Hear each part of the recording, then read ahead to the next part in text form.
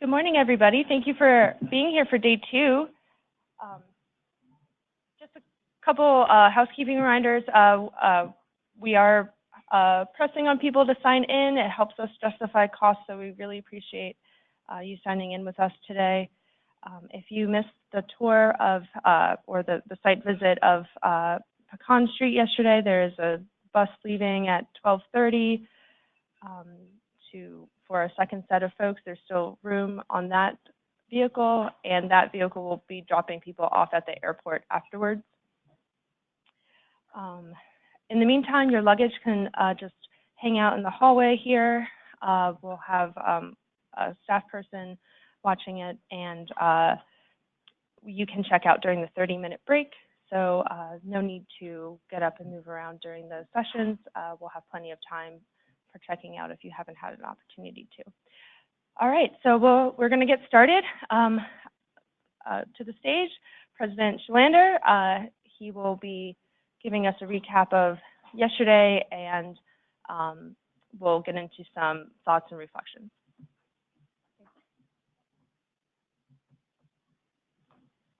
Well, good morning, everybody. Hope you all had a good evening, and it's good to see you all here this morning, all ready to move forward with the rest of the day. And as we look at what went on yesterday, I'll just give you a very quick recap. First, we heard from Dub Taylor, my new best friend, really nice guy.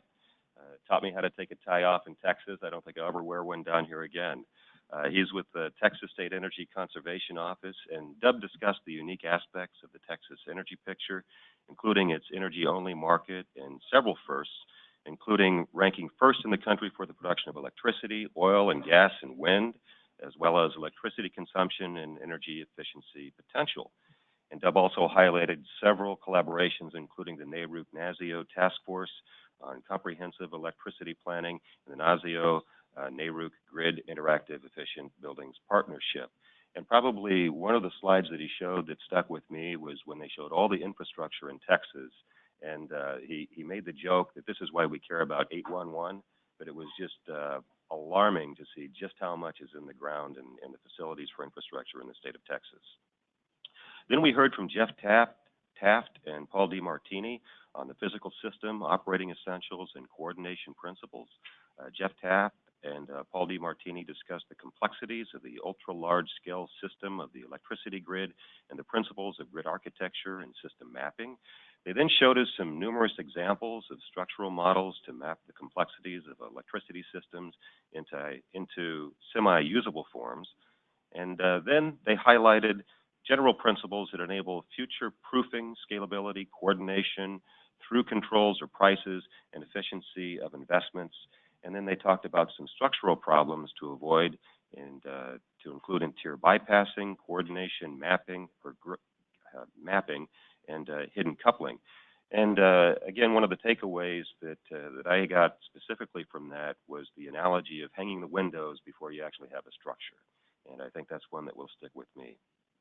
We also then heard from Constance McDaniel-Wyman and Mark Oliver, who offered up some state examples in advancing transmission distribution and customer system coordination. The PUC of Texas and ERCOT have various investigations underway regarding the better management of DERs and coordination between distribution and transmission system operators. And I'll be looking forward to see what comes out of Texas on those matters. McDaniel-Wyman also highlighted several concrete challenges that aggregators are finding connecting to the grid, as well as the value of commission staff mediation.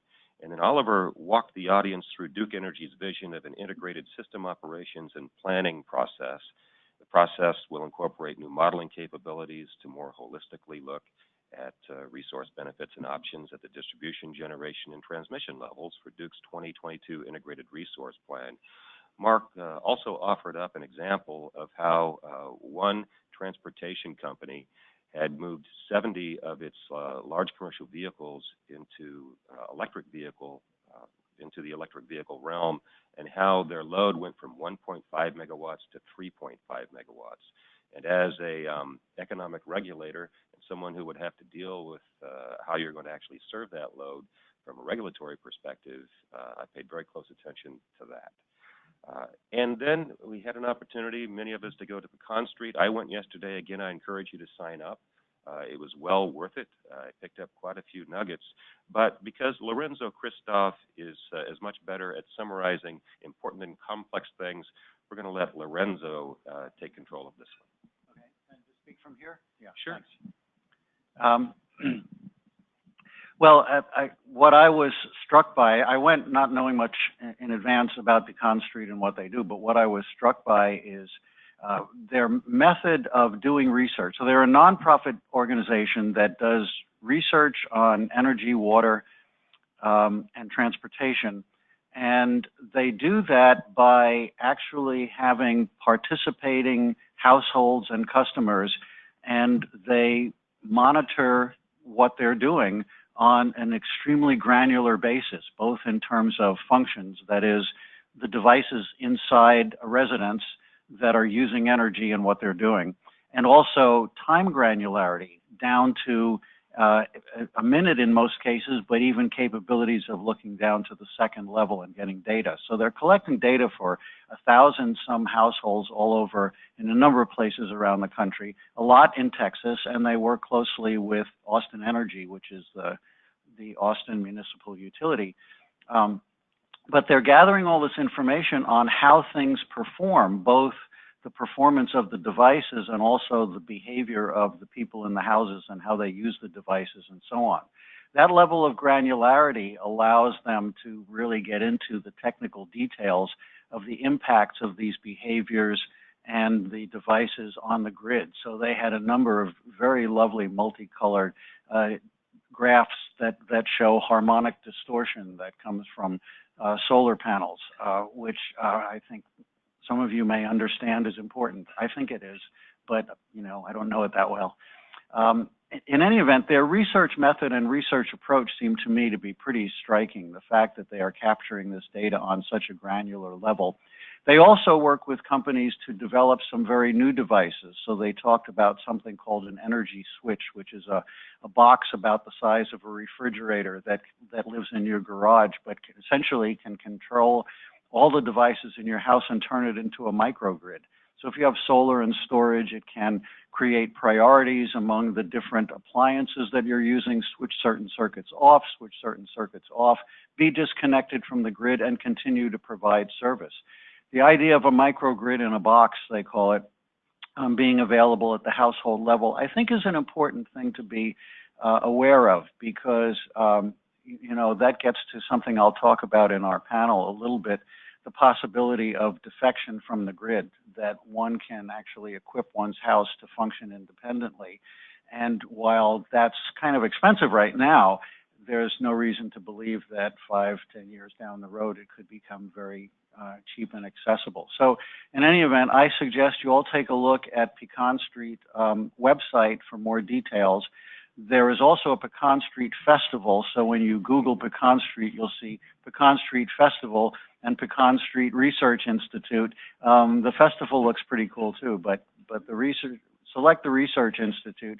Another thing that they suggested is if you find their location on Google Maps and then you take the actual aerial photo view, you can see the ocean of solar panels. It's almost a uniform ocean of solar panels in the area around there, because they located specifically to be in the center of certain subdivisions where they have a high level of participation from the residents there. So very informative trip, really worth going. If you have the time today, I'd suggest doing it. Thank you very much. And now we're ready to move on to Danielle and Carrie, who will take control of the remaining portion of this first session this morning. So just to continue the recap, I'm behind everybody, sorry. The stickies fit much better up here, so this will be quick. But just wanted to continue the recap from yesterday and everybody's participation and providing sticky notes, et cetera. We have grouped them. And we will do this again today. As I mentioned, around examples, we had quite a few examples of aggregator participation and trying to figure that out. Some around the capabilities of different DERs. I've added Pecan Street here. Some on RTO visibility of DERs, and another group around new planning approaches that are resulting or emerging because of all of these new activities and the needs for coordination. Around resources that were offered, we have 4 categories here. Some were related to frameworks that can be used to think about DSO, transmission and distribution coordination. We've got quite a few papers that provide different options for distribution and transmission system operation coordination. A few regulations and implementations approaches emerging. And then a couple of example resources around non-wires alternatives specifically. And then on the key questions where we had a lot of great input, I've grouped those into what's feasible, how do we predict, how do we implement, how do we plan, and how do we regulate? So lots of questions at the different sort of stages of the process of thinking about coordination and moving from thinking about to actually implementing and regulating for. And right there in the middle is that whole big cybersecurity sticky note that we will need to continue to address in much more depth over time. So if folks had additional thoughts, questions, things that came up overnight as you were sleeping or ruminating, we'd love you to put them on sticky notes. You are welcome to add them up here yourself anytime. Don't worry about the categorizing. I can do that later. And then we will also have another session after the first couple of panels this morning to gather people's further thoughts verbally in the same format we did yesterday, or you can bring them up here at any point on your own. So we wanted to see if anyone had any, we have a few minutes, about 5 minutes of discussion to see if anyone had any other thoughts or reflections or questions remaining from yesterday, or something maybe you'd like to see the panel address upcoming today. Any thoughts?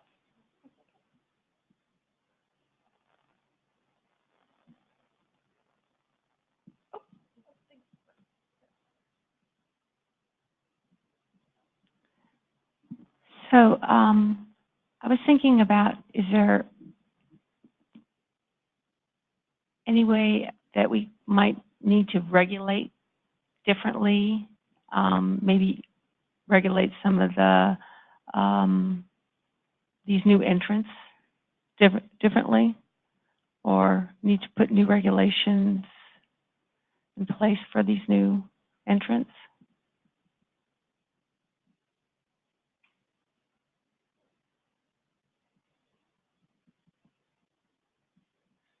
Christoph alluded to it in the discussion related to Pecan Street, and in that presentation, Scott from Pecan Street had referenced that solar and DER in general can have some impact on harmonics, and those harmonics from some of the other appliances, even lighting, can create problems at the substation that results in some pretty significant costs. And so that was an area that I was wondering if we couldn't delve into a little bit more, is the cost piece of it, and how that might be dealt with, or even how we would discover what those costs might be before we actually run into a problem in which we discover that there are costs we didn't anticipate.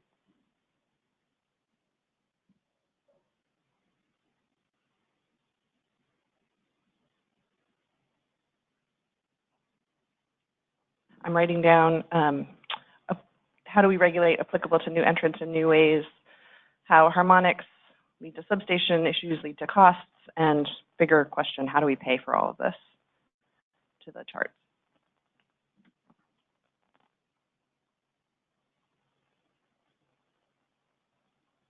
Great. Okay. Any other reflections on Pecan Street? I'm sure Lenza wasn't the only one. Or the whole program.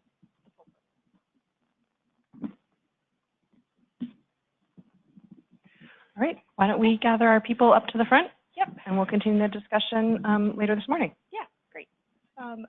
So welcome to the stage. Chris Villarreal is going to be your moderator. He was a staffer in California, excuse me, I'm sorry, I didn't have my NCP hat on, I had my NARUC hat on. He was a staffer at the California Public Utilities Commission and the Minnesota Public Utilities Commission, and he is the founder of Plugged In Strategies, and he's going to be your moderator today. So I will let him take it away. Great. Good morning. Thank you, Carrie. Thank you, President Sherlander, and everyone for attending today for the NCP meeting. So as Carrie noted, I'm Chris Villarreal. I worked 9 years as staff at the California PUC, 2 years as director of policy at the Minnesota PUC. Just a wee bit more about me, because I'm in Texas, and I don't know how many of y'all know this, but if you go about 4 hours, or if you go to San Antonio and then turn right, you'll end up in the town called Del Rio, which is right on the Rio Grande, which is where my dad's from. And that's where my dad's family's been for several hundred years. And then if you go out the door 35 and go about 100 miles north, you'll hit the town of Waco. And in Waco's Baylor University, which is where I went to school. And then if you continue going another 15 or so hours north on I-35, you'll hit Minneapolis, which is where I now live. So the nice thing about Texas and I-35 is I'm pretty much centered all around this for most of my life. So we're gonna, so this session is physical systems and operating essentials. So we got a great panel. There's gonna be a little mixing of what's on your agenda with who's gonna be speaking. So I won't give them their full bios. You probably were able to get their full bio list here, but we're gonna start off with Paul Duncan. He is with, he's with NPR Associates, so he's in 26 years of experience in business and technology development, focused on distributed energy resources, DERMS, and all the fun acronyms that we have been using over the past several years. So I will give it away and take off. All righty. So good morning, everyone. Thanks for making the time and being here on the last day. So as Chris said, Paul Duncan, NPR Associates, Alexandria, Virginia. My background is really focused on a number of things that I think are relevant here. Interconnection. I've been working with the New York Joint Utilities for a number of years on the interconnection technical side of that. DERMS, distributed energy resource. How do we take these devices and actually do something useful? And I think to the point of regulation and demonstrations, I think there's a lot of discussion that we can get into there.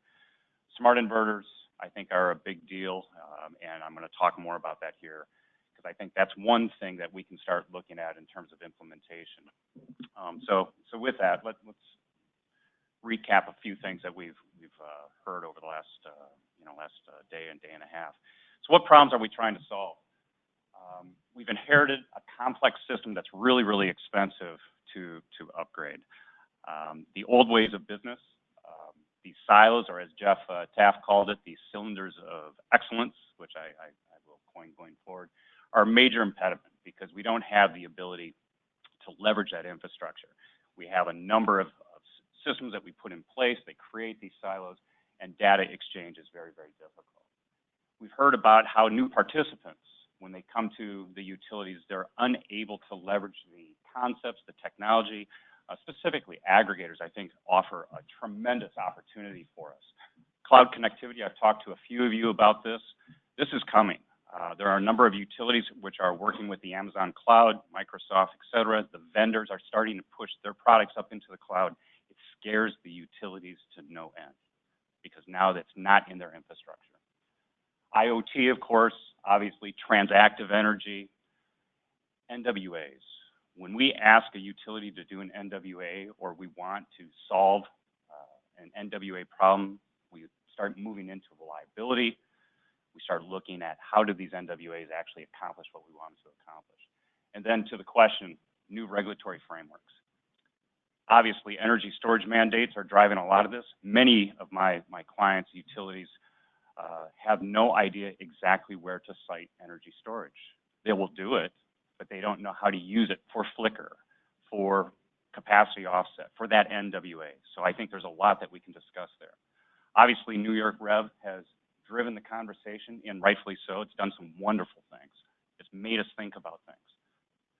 The California Rule 21, the CPUC mandates on smart inverters, it's changed the industry. It's now given us tools to start implementing, and that's part of what I want to leave you with here today as we go through. How can we use these tools getting out of the box today and moving forward? So what are the commonalities between these problems? So the first thing is we lack visibility. As Jeff and Paul talked about yesterday, as you move from the transmission layer to the edge, we get less knowledge of what's going on, and I think that's very important. Information is not transferable. So we've got these silos. We don't have that interoperability. The first day of this, the workshops of the first day, I think are pretty important because they talked about how interoperability can reduce costs, and I think that's a big deal. The observability is poor. If we take the utility systems that are above the meter, and then we combine them with what's below the meter, our customers' assets, the power wall that's supplying their house, that's allow them to go islanding and do things. When we try to bring these systems together, we don't have situational awareness. We've got temporal skew. We've got all sorts of technical issues. So I think that's a thing that needs to be addressed and is commonality. And then finally, all of this is a lack of scalability. And if we choose to scale, we're obviously spending a lot of money. So how do we address this? So Paul DeMartini and Jeff Taft went at length about this scalable structure. And I think the structure component is absolutely critical on how we start thinking about this. And I think we have an obligation to enable folks to think in that context. We have to lower the cost of devices. So how do we do that? They have to serve multiple roles. And it's a natural outcome of what Jeff talked about yesterday. When we have a smart inverter that can basically do basic things, now these systems that are vertical can reach down and start leveraging that. That naturally lowers the cost of these systems. And then enabling that layer, that horizontal layer, so that we have a reduction of those vertical dependencies. I think that's one of the key things here. So numerous approaches to this. The one that resonates and that I'm going to spend the rest of the time here talking about is how smart inverters can actually start out of the block, start helping us address these and improve our visibility and our interoperability. So what is the role of a smart inverter? I'm sure everyone here has heard, and maybe some of you have worked in some detail with smart inverters, but smart inverters convert energy. They take the DC, the power solar array, and they make it usable on the grid. They take the energy storage battery, and they make it usable on the grid. When we call them smart, they're just devices that have got some functions that have value to us. And when we put communications with these devices, we now have the ability to interact with them. So if compatible, and this is the key thing, if compatible communications exist, I can build this structural layer. The layer improves my visibility at the edge. It lowers the cost because many of these devices have got integrated monitoring, so now I don't have to put sensors up on the network. I now have the ability to leverage multiple capabilities in one device. It provides this flat structure that Jeff and Paul talked about that allows us to do the coordination, that interoperability, to lowering overall costs. So how do we get there? I call that standardizing the interconnection. Interconnection process exists in almost every state. It's really focused on generation. Reciprocating engines for backup, for instance. PV, because PV has been around for a while. To some extent, states are getting more sophisticated in energy storage, but I think we have a long way to go, and I think there's one of the areas that we can focus on. Historically, PV generation has been, I study it, I commission it, and then I forget it. Why? The sun comes up, the sun does whatever it's doing, I'm going to produce, the sun goes down, it goes away, and it does that for 20 years, very reliably. Energy storage, and this is a key takeaway, energy storage changes that paradigm. Sure, we still study the system. We want to understand flicker. We want to understand all the characteristics there. We commission the system, but now we have to use the energy storage in a way to operationalize that. This changes the paradigm. This now takes us from just a set and forget now into an interoperable world. And how do we do that? So I think the key takeaway is that all of these inverters or all this energy storage is interfaced through a smart inverter. And I think that will drive much of our forward-looking conversation. So how do we standardize? Well, I think it's important to understand where we are today. So down in the lower left-hand corner, I have the utility. The utility is talking to an aggregator. This is just a simple aggregator model. There's many that are out there. The aggregator then talks across some network. Maybe it's a private network. Maybe it's a public network to a DER on the right-hand side there, an energy storage DER. When the utility talks to the aggregator, they may be talking in English. And today, the aggregator may be talking in French to that DER. But as long as the utility asks, can you do this, then the end result is If the asset does what it's supposed to do, everybody's happy. The problem exists that when the next aggregator comes to the utility, now costs go up because they may want to talk in Spanish with the utility. And now the utility has got two different protocols, two different ways to do things. And that drives our costs up. So one of the first things that we can start looking at is how do we standardize? How do we take these protocols that are shown there on the lower left and standardize that? Well, that's the direction that we're really moving in. California Rule 21, as much as we'd like to beat it up, it actually has moved the conversation forward. Many of the focuses, the outcomes of Rule 21 are to look at standardization, the IEEE 1547, to look at something called the SunSpec Common Smart Inverter Profile, which allows us to be more interoperable, to test things. IEEE 2030.5, whoops.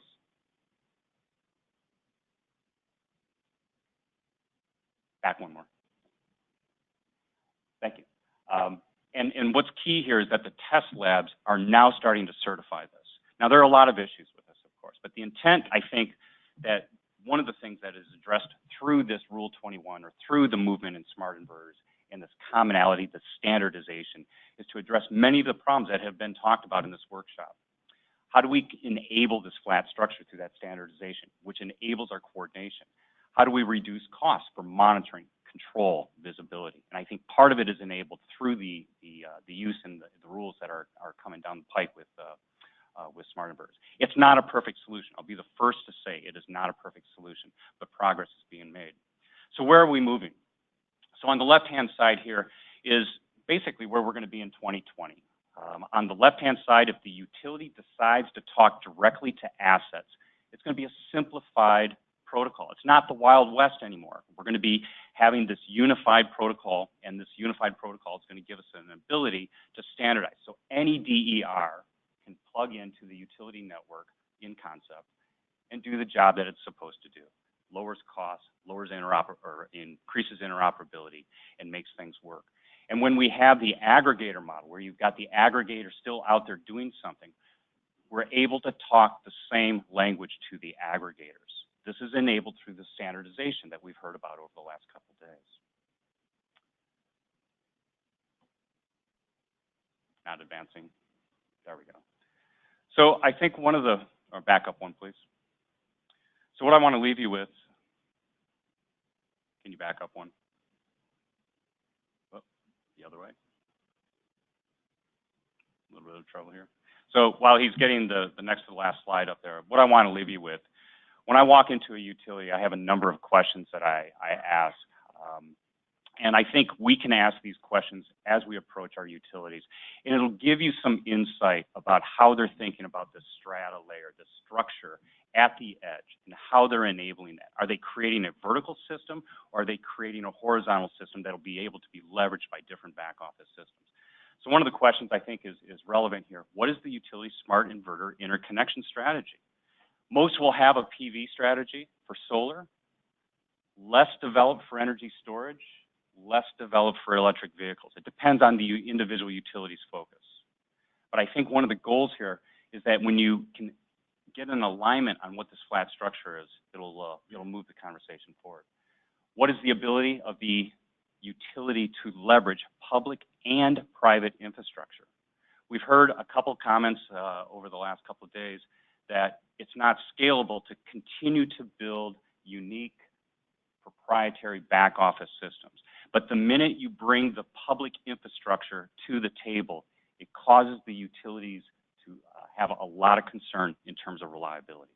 So how do we do this? So we want to advance progress in our knowledge of leveraging public networks and really what I call OPM, other people's money.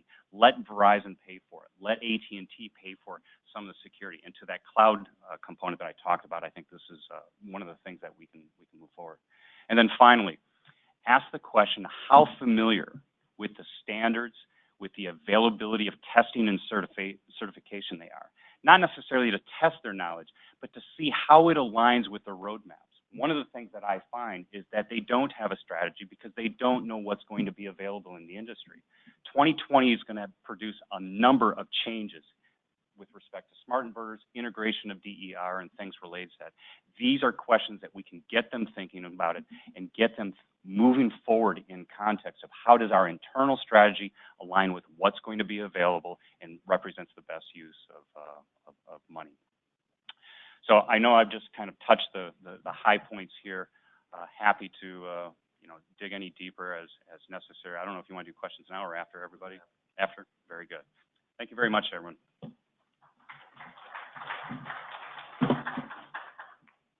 All right. Thank you, Paul. Next up is another Paul. Pauls are the theme of the day, or the meeting here. So I'd like to welcome Paul Alvarez. He's the president of Wired Group. He is no stranger to the regulatory world, and you don't have to sit down. You can stand right back up. You're up.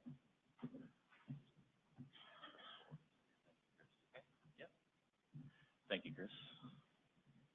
Thank you, everyone, for having me. My name is Paul Alvarez. I'm the president of the Wired Group. We're a small consulting firm that focuses on consumer and business advocates in regulatory proceedings.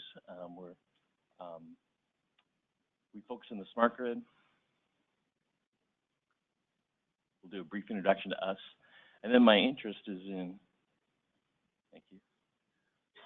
My interest is in bringing you some alternatives to utility investment when it comes to communication networks. Paul's last slide said, how do we better leverage networks? How do we use other people's money? And so that'll be the focus of my presentation. In fact, we'll use some examples. We were recently involved in PG&E's rate case where we got some information on the network and their investment plan for their communications network. And so I'll be talking about that as well as some recent developments in public network capabilities, and finally, an example of what one PUC is doing to better get a handle on these communication network options. So briefly about us, as I mentioned, we work for consumer and business advocates across the country. Our work started with grid modernization evaluations in 2010 and 2011. In fact, my teams have done 2 of the only 3 objective evaluations of smart grid deployments after the deployment. And we found it's very difficult to get value back from the investments that we're getting.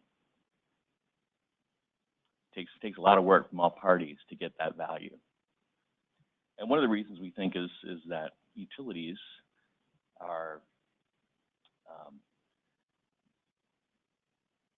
they have a capital bias, and so they want to invest in their grids, and we all want them to invest in their grids, but to what extent are those investments maximized for consumers? So in this one first example I want to give you, PG&E's communication network. In their recent rate case, we had some discovery and found out that their rate base, just for the communications network, is $250 million. So pretty significant investment. And then I thought, well, how does that compare to AT&T or Verizon and what they invest? And so I just went to their balance sheets and I divided by households, U.S. households, and I found these numbers. So a pretty significant increase over what a utility would do. And some of us would say, well, that's great. I'm pleased to see that they're not investing that much money. But then I started thinking, well, investments in cybersecurity and technology, how possibly could a utility keep up with some of that investment? It really isn't possible. And so not only do they spend a lot of money in capital, they spend a lot of money in O&M. PG&E had 163 people focused just on their communications network. And they asked for, in the rate case, $160 million more money in just 3 years to build out a new field area network, which would only cover about 50% of their service territory.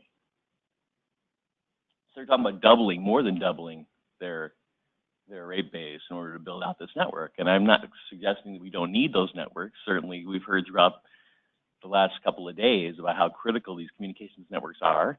And the utilities would say, well, because of that criticality, we need to invest, we need to control. And I say kind of the opposite. You know, if it's that critical, maybe you should leave it to an expert. There are new technologies coming out In addition to the inverter standards that Paul talked about, there's new technologies coming out from the wireless carriers called low power wide area networks. They're based on 4G technology, so it's proven technology, but it's specifically designed for devices that are fixed in place. There's a lot of data overhead in the networks to handle when you take your cell phone from one cell site to the next cell site, right? There's a lot of data overhead, and that data overhead is expensive, right? And so when they design these networks, they design them specifically with the utility industry in mind to cover non-mobile devices. It means lower cost than has traditionally been the case, and it's very ubiquitously available. You know, the commercials, 99% coverage, right? What have you. Those are true of these LP WAN networks as well. It's fast, it's got low latency, and they have dedicated capacity available for their clients. This is pretty important. It's called network slicing. And so what this means is it can be specified just for a client like a utility. So if there's some big natural disaster, maybe there's a flood or an earthquake, and everyone's calling their family, their loved ones, flooding the network with capacity, using up all that capacity, the utility's capacity will not be squeezed out, right? The utility dedicated capacity will remain through a disaster. So that's a pretty important feature. In fact, AT&T has branded that feature FirstNet, and they're actually selling it to police and fire departments and other first responders. So we're spending a lot of money. New technologies are available. How are regulators responding? Well, the first instance that I've seen is in the Rhode Island Public Utilities Commission. They have a very advanced chief of staff there who is from McKinsey, and he's seen this, and they're very concerned about it. And when National Grid proposed a grid modernization plan, about 20% of it, which is pretty typical, was dedicated to the communications network.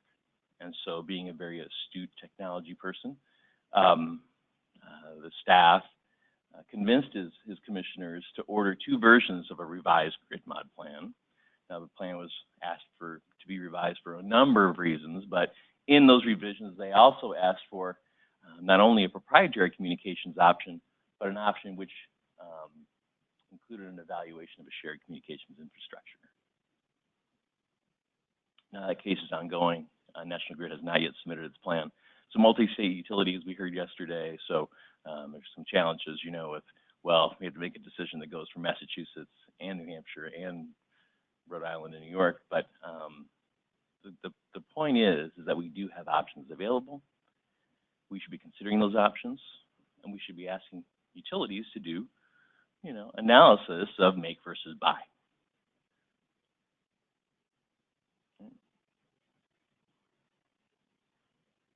Any questions? Oh, right, sorry. Thank you. All right.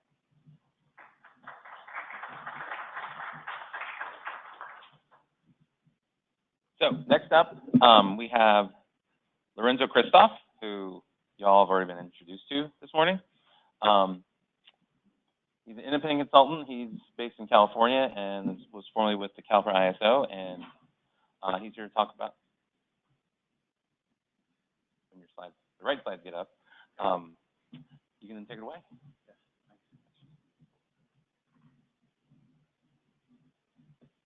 which is the button to push? Oh, the big one, of course. That makes sense. There we go. Okay, so I'm going to move things up to a little higher level and talk about the changes that are going on and some of the things to think about in the context of what those changes are. I say things sometimes in this presentation, and you'll see statements that sound like an authoritative statement of fact, and many of you will go, I don't agree with that. That doesn't sound right.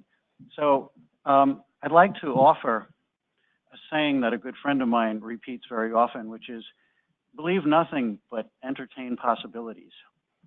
So if you hear something that sounds like it doesn't seem really plausible, I think in the spirit of thinking about the risks of an unknown future, entertain possibilities.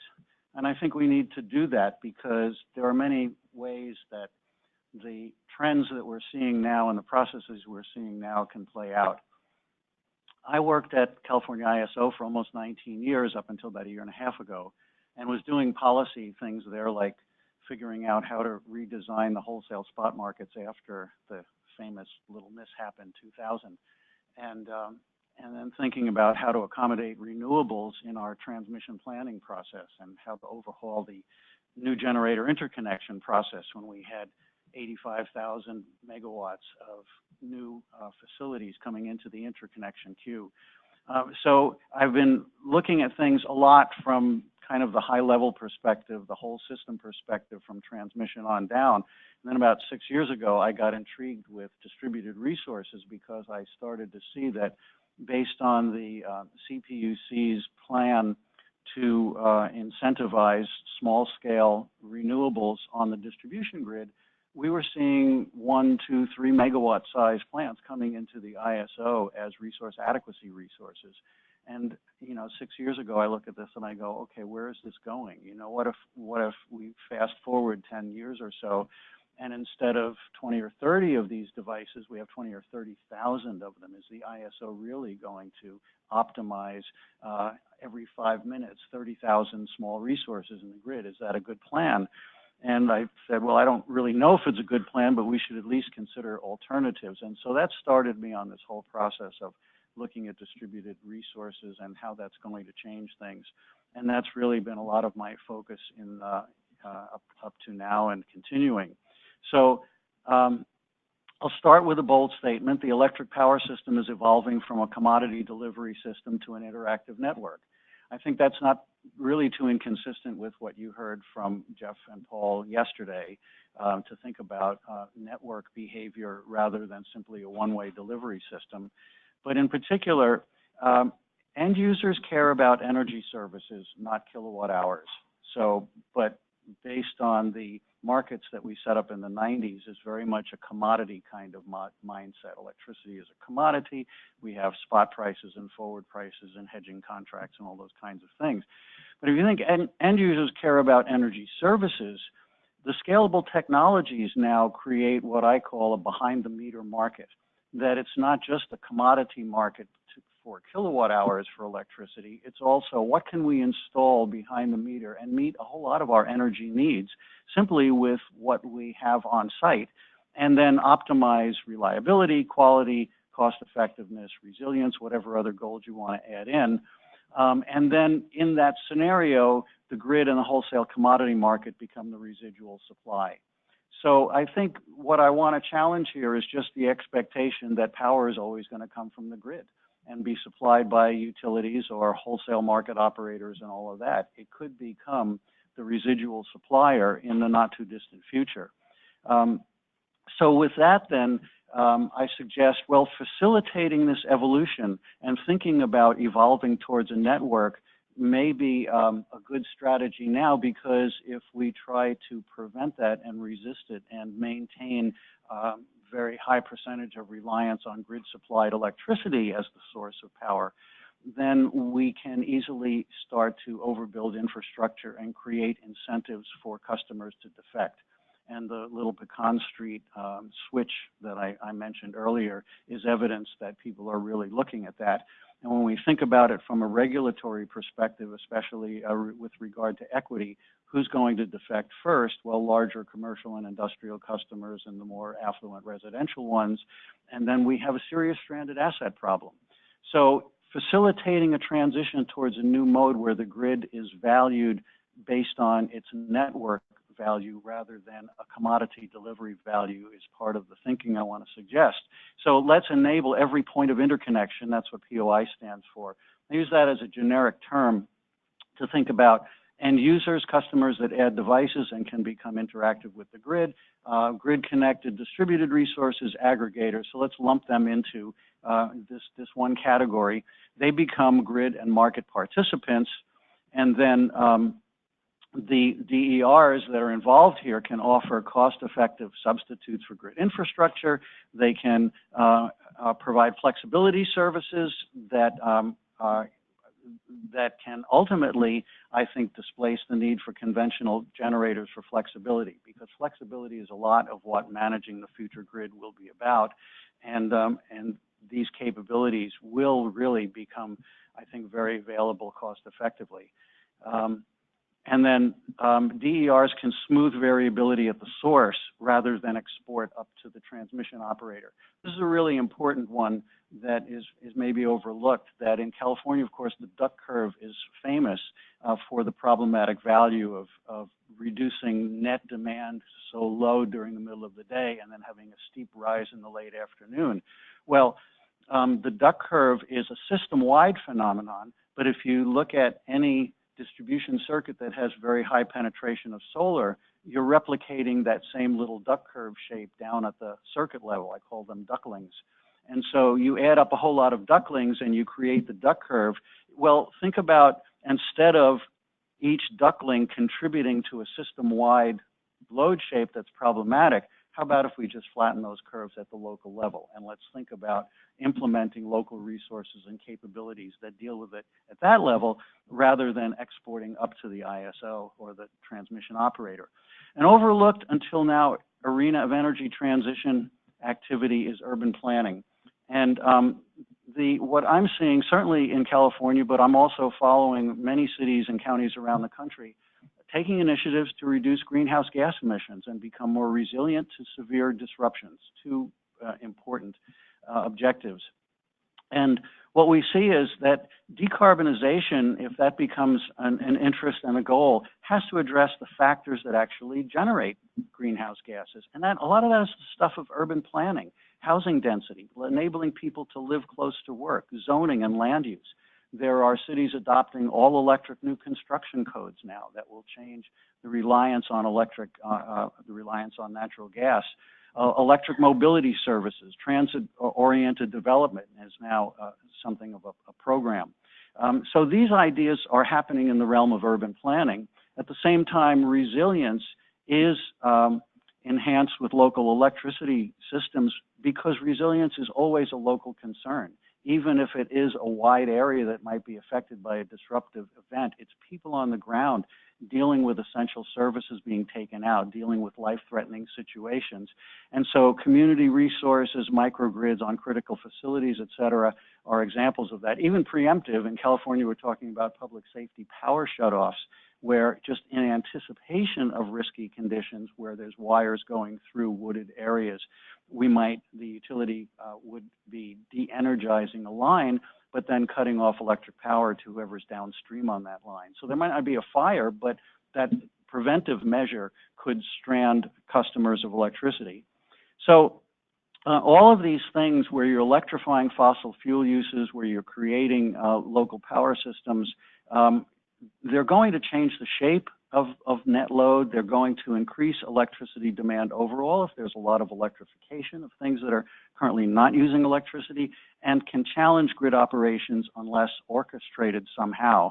And what I want to suggest is that today, urban planning and power system planning are completely separate silos, that the people who do urban planning don't have a lot of knowledge of electric power systems, may not be thinking about them that much, and the utilities that plan their distribution system upgrades may not really be paying that much attention to what's happening in the urban planning realm, and these are becoming increasingly important. So if we think about key policies following the principles of grid architecture, we can facilitate a transition that will really provide the maximum benefits. And so there's two main strands here. One is enabling customers, and customers includes DER providers and aggregators, et cetera, to participate in the network rather than defect. And that means creating some kind of framework and implementing the technologies for customers and DER providers to transact and be compensated for grid services. The potential is there. I think the future value of DERs is going to be really a lot more at the local and distribution level. Even though there's a lot of interest in having them participate in wholesale market, I think that's because the wholesale markets are there. It's like why Willie Sutton robbed banks, because that's where the money is. Well, the wholesale markets are known commodities. They have known services. They're well defined. And the participation rules are, if not already well defined, there's a lot of effort on defining how they participate. But I think the larger value in the long term is going to come from local applications. So how do we do that, create that framework? Well, the customers and the DER providers, what they really need to see is predictable revenue streams and clear rules. Paul DiMartini brought this up yesterday in thinking about multiple third-party DER providers using network capacity on distribution. What happens if that network capacity is degraded or somehow constrained? What are the rules for who gets curtailed? Things like those kinds of very transparent rules increase the certainty for the DER providers. So that's what the customer DER folks are interested in. DSOs, or the distribution utilities, they need to be able to operate their systems reliably with high DER. That's kind of the basic thing here. And they're having to see now lots of devices that are behaving in different ways to meet the objectives of the customers who install them, not necessarily aligned with the grid. And then the TSO needs confidence that if they issue dispatch instructions to participating DERs, they're going to get the result that they require. They're going to, that service is going to be delivered. A lot of all of this depends on what's going on the distribution system. So the framework has to address these three basic needs. The other part is thinking about integrating urban planning and power system planning in some ways that will involve essentially collaboration between distribution utilities and local governments, so that you're developing local energy systems and resources that meet three goals essentially. And this is balancing what are the local priorities. Each local government may have different emphasis based on their demography, based on their climate zone, based on where they are, rural versus urban, et cetera.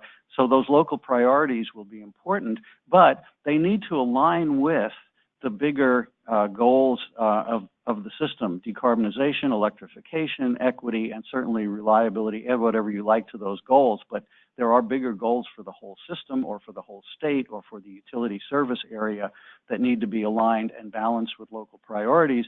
And number three is that the systems that are developed locally support grid operations, so that we're not just adopting devices willy-nilly that are going to have impacts that create operational problems, but we can actually design the local systems in a way that helps avoid or minimize the need for new grid infrastructure. Finally, having clear policy objectives set out will then drive how you want to structure the communication needs. And starting with operating time frame, I'm just listing a few things here. Oh, this really shrunk, so I hope I can read it. The customers and the DERs, they need to know about current distribution conditions that will constrain their provision of services. If they want to bid into the wholesale market, they need confidence they can actually deliver if they get the dispatch. So they need to know what may be constraining them. And with the volatility of distribution system topology, which is much greater, there's outages and circuit switching and those sorts of things all the time, unlike the transmission system, which tends to be more stable. So how do they get that information? The DSOs need to know about the TSO dispatches of distributed resources. This is the tier bypassing issue that Jeff Taft illustrated yesterday. That the distribution operator is typically out of the loop because it's just a two-way agreement between the DER that bids in and the ISO that dispatches them. How do we get the DSO in the loop so that they can anticipate what's going to happen? And then the TSO needs to know when participating resources are distribution constrained, because that will affect whether they can get back what they're looking for. Add to that, they both need accurate short-term forecasts, because for the grid operator, the transmission system operator, they need to know what the net load is going to look like at each transmission distribution interface. And they need to know that 5 minutes from now, 10 minutes from now, 30 minutes from now, 2 hours from now. And the accuracy of that is a challenge. It's currently a lot of folks working on that, but when you have a lot of controllable devices, well, what is that going to add up to when you get to the TD interface? And then similarly, they need to know about when you have a DER aggregation, how will the response be distributed? So you may know what the installed capacity looks like, how that's distributed, but that may not be the way the response actually occurs. And so that's also information that's affected by distribution system conditions.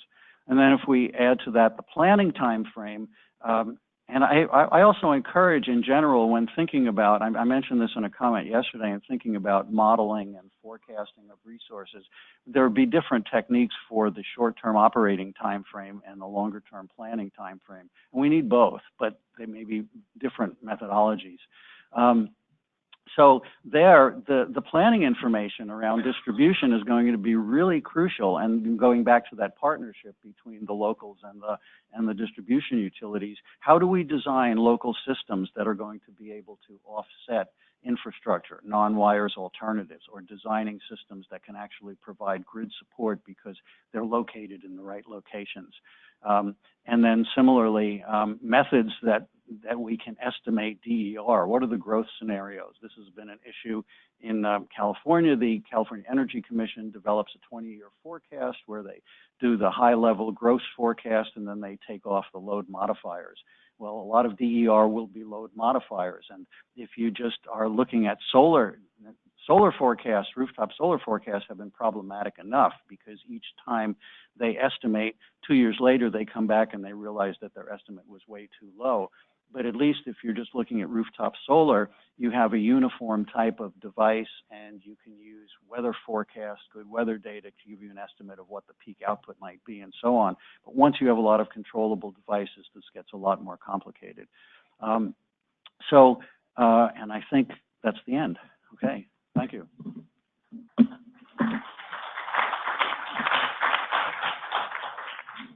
Thank you, Lorenzo. Next up, we have Mark Knight. He is with Burns McDonnell. Before he joined Burns McDonnell, he was prior chair and the administrator of the Gridwise Architecture Council. For those of you who were here on Tuesday for the interoperability discussion, the Gridwise Architecture is the one who's Architecture Committee is the one who's responsible for the WAC stack. And so I'll introduce Mark to come and take it away.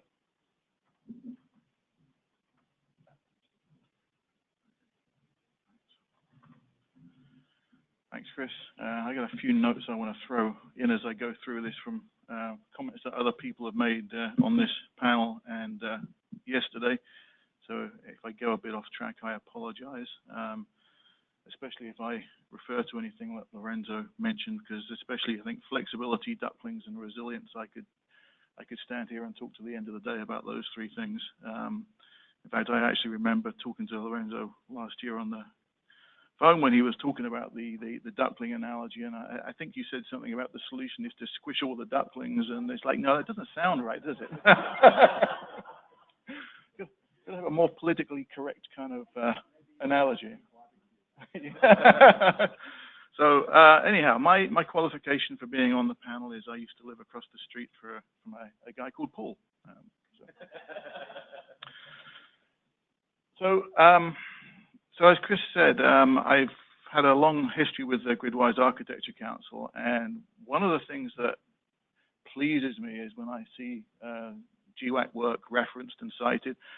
I noticed it also, Paul Duncan mentioned the workshop on Tuesday, the interoperability for bureaucrats. There was a definition of interoperability that was handed out as part of that, which was quoted from a GWAC document. And I'm going to ask you to ignore that as much as I'm really happy to see that, because it's not the best definition. So the one that's up here, let me step back. So when I was at PNNL, one of the foundational GMLC projects that the DOE funded was on interoperability, and you've probably all seen the cartoon about 14 competing standards. We're going to come up with a standard to bring them all together, and at the end of the day, there's 15 competing standards. So we didn't want to come up with a DOE definition of interoperability for that project. We looked at the GWAC one first. But this one, so the GWAC definition that was cited came out of a paper from 2005. The definition I've got up here is one that's the ISO, the IEC, and IEEE all agree on. It's slightly simpler and less wordy than the GWAC one, but very, very similar. So we definitely think this is a better one. The GWAC one actually includes words like networks, devices, and applications as well. And once you start citing examples of things, then, you know, if it's not cited, does that mean it's not included? It gets a little bit complicated, but just bringing it down to, I think, systems and components is nice and simple. So this is definitely the right definition to be using, I think. And a lot of what I've got in here, I don't know how many of you were here on Tuesday, but there's a lot of recap of the material here. So anybody that was here Tuesday can sneak out, get a coffee, come back in 10 minutes. But I mean, who wouldn't want interoperability? You know, there's a paper that I'll mention later that GMLC came up with. Talks about all the various benefits of interoperability. It basically makes everything work together better, but it's a kind of nebulous concept, I think. Sometimes interoperability, it kind of sounds interesting. It feels like it's something we should be doing, but one of the things we realized on the GMLC project to help kind of people understand really what we're talking about is interoperability is the result, but integration is the process to get there. So what we're trying to do is make integration easier, cheaper, and faster. So that also depends what you buy, how you put it together. So the infamous GWAC stack. I've actually got this on 2 slides to really hammer it home. So just to briefly mention on the right, well, let's start in the middle of 3 boxes. We can summarize those 8 layers into 3 general concepts, which is technical, informational, and organizational interoperability. We break those down into sort of, you know, policies, business process, and getting down into more you know, semantics and syntax. The areas on the right, I'm going to cut off when we get to the next diagram. I've just got this here really just from making sure we've covered the bases. But they talk about cross-cutting issues, which are things that are examples where you need everything from policy all the way down to technical implementation to be working together, or you don't truly have interoperability. And IEC and ISO actually took the GWAC's context-setting interoperability framework document that this came out of and published that as an ISO IEC technical report a few years ago. So you can either get it free from the GWAC website or you can go buy it from ISO, but I think it's really nice that they liked it enough to publish it as a technical report. I put this in here really as a more kind of a leave behind. So if the diagram is a little bit imposing and you haven't seen it before and you want to come back, this just includes some descriptions of really what's going on at the individual layers. But down at the bottom, I think we've got pretty good at making things work together technically. We've heard USB thrown around as an example of interoperability. Getting that aligned with business processes is more of a challenge, but linking everything up to the policy level is where I think we tend to struggle. And policy is going to be one of the really important pieces and standards associated with that for interoperability going forward, especially when we're going from a grid with so much smart devices at the edge, and I will come back and talk a bit about that later. So why is interoperability important? I really struggle with this slide because to me it's just such a no-brainer. I don't even really know how to talk about this. So the grid is a cyber physical system. We have a lot of smart devices out there. We're getting a lot more of them. One of the challenges is in terms of how do you improve interoperability, especially within, if you look at the amount of things utilities touch, they're in the middle of everything. Not many people have interoperability as a budget line item. You may have improved operations, removing latency from communications. You might have improving resilience. You might have improving customer satisfaction. Interoperability is a good stepping stone to making a lot of these things happen. But as a separate line item, it doesn't really show up, I think. I was hoping that Jeff or somebody would include those 2 DSO version diagrams, so I put those on here just as a link back to that. But at the bottom, again, we are getting to the point now where we've got a lot of non-utility owned and controlled devices out there, and all of these things need to be working with each other. And Jeff talked about, you know, not hanging the windows before you build a house. Well, you know, it's the same here. Start with interoperability. If you start by procuring interoperable devices that comply to standards, you're going to avoid a lot of painful and expensive workarounds. They're going to get multiplied millions of times with lots of devices at the edge. So interoperability and standards that encourage interoperability are really, really important. Okay, so I've kind of made this point, but so this diagram actually is nothing to do with utilities. This came out of the Institute of Asset Management. And it's looking at the 3 different versions of a life cycle of an asset and pointing out that they're all very similar. But for utilities, that operate and maintain phase in the middle. You know, a lot of the devices we have are durable. You know, the typical lifespan is 40 years. So if you don't get interoperability right and you're doing a lot of O&M, there's a lot of extra cost there. So what do we need to do? This is something that we were looking at on GMLC, and I think I have a slide coming up where I talk about this. It really comes back to how do you handle procurement. So you need to really encourage interoperability in procurement language. You need to encourage interoperability and you know, complying with standards from your vendors and suppliers, and you need to get that into either the contract or the RFP language. This is just a nod to the work that GMLC has been doing on this. So they've developed an interoperability strategic vision paper, which is what you see here. It's all out on the DOE website. If you just Google GMLC interoperability, the project number is 1.2.2 because for some reason the DOE has really cool names for projects. So instead of calling it the GMLC Foundational Interoperability Project, it's GMLC 1.2.2. But if you look that up, you'll find the document. They also developed a maturity model to help look at overall maturity of ecosystems working together and a roadmap to improve interoperability.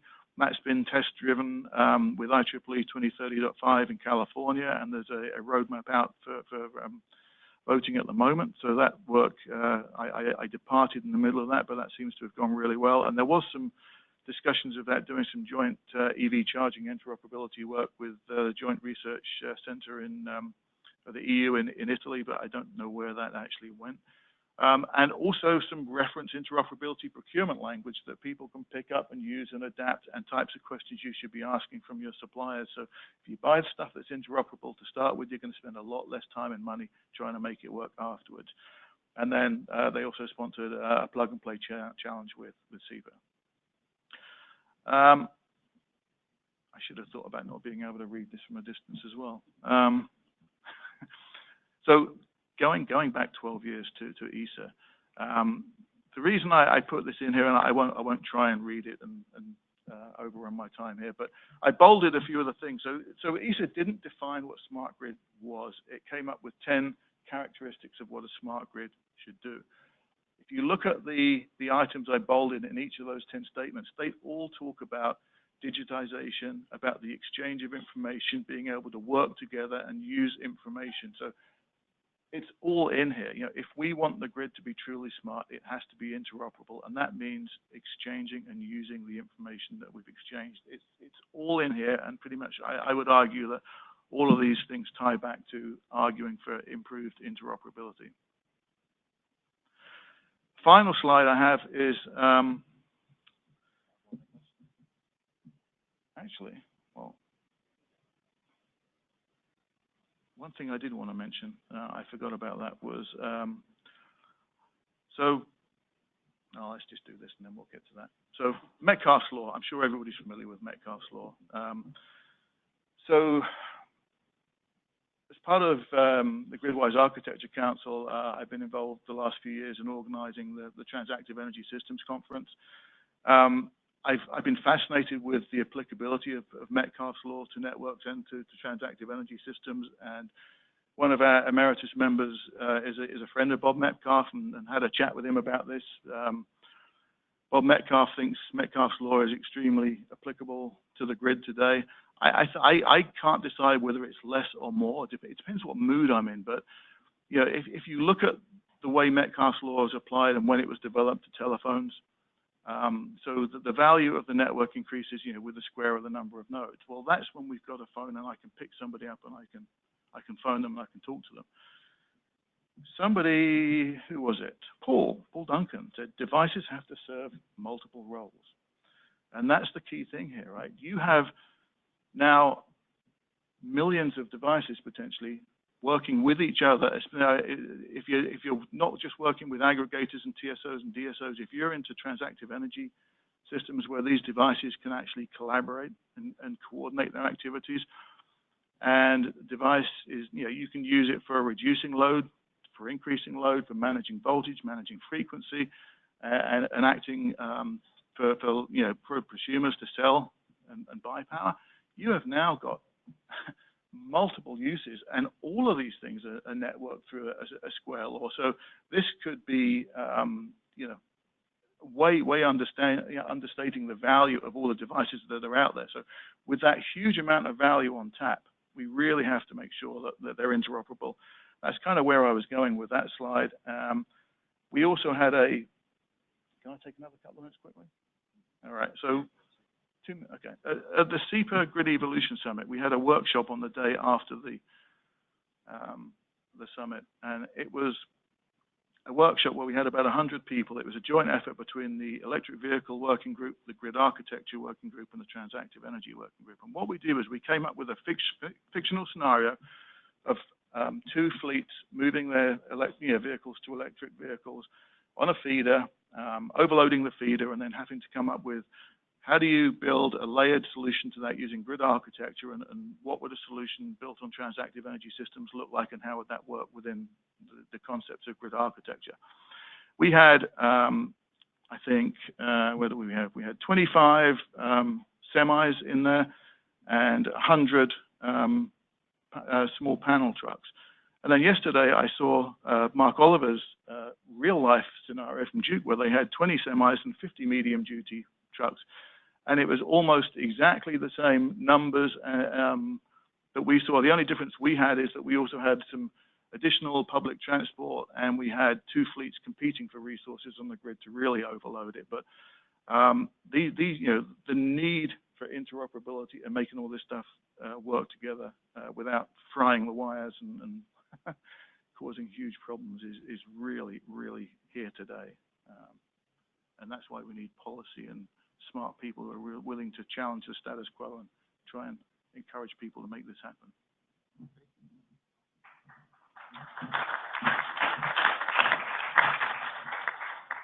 So we got 20 minutes for questions. Before I do that, I want everyone to be honest. How many people had heard of Metcalfe's law before that slide? So I know the people who have not read the NARUC DER rate design compensation manual, because if you had, you would have found a half-page description of why Metcalfe's law might be of importance in moving forward and thinking about the growth of distributed energy resources. So I'm free to, if anyone has any questions, please raise your hand. Otherwise, I will start and ask some questions of folks. Chairman Thomas.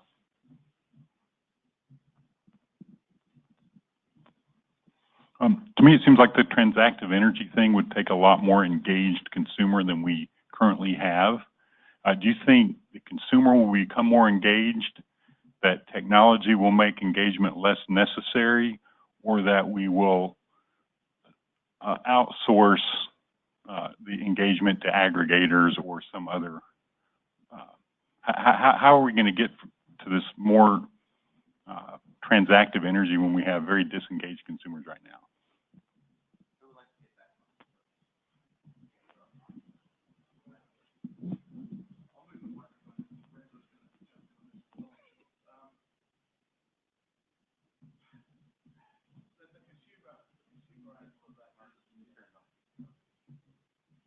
There you go. I think the consumer angle of transactive energy is the toughest one to address. I mean, first of all, you know, buying and selling power over utility wires is an issue if you're acting as a utility. So if you put that to one side, I think a lot of the consumer engagement is going to come through phone apps, third parties, either aggregators or people who can set markets up. I mean, I love this stuff. I mean, this has been my life for the last 10 or 15 years, but would I be actually interested in participating in something like myself? I mean, I'm one of those people who, I get off the plane, I get home, I turn the lights on, and I just want them to work. If something can manage it for me and do it automatically and save me money, then yeah, I'm interested. And in fact, I wrote a paper 10 years ago, and we had a panel where we actually had a huge argument, and it boiled down to somebody in the audience, or somebody on the panel saying, there'll be an app on my phone where I can engage in this kind of stuff. And somebody in the audience was saying, my grandmother hasn't got a smartphone, she'd never have a smartphone, but if there's a button on the washing machine, and it pushes it and the washing machine decides, it goes out, it checks markets and decides when it wants to run, that will work.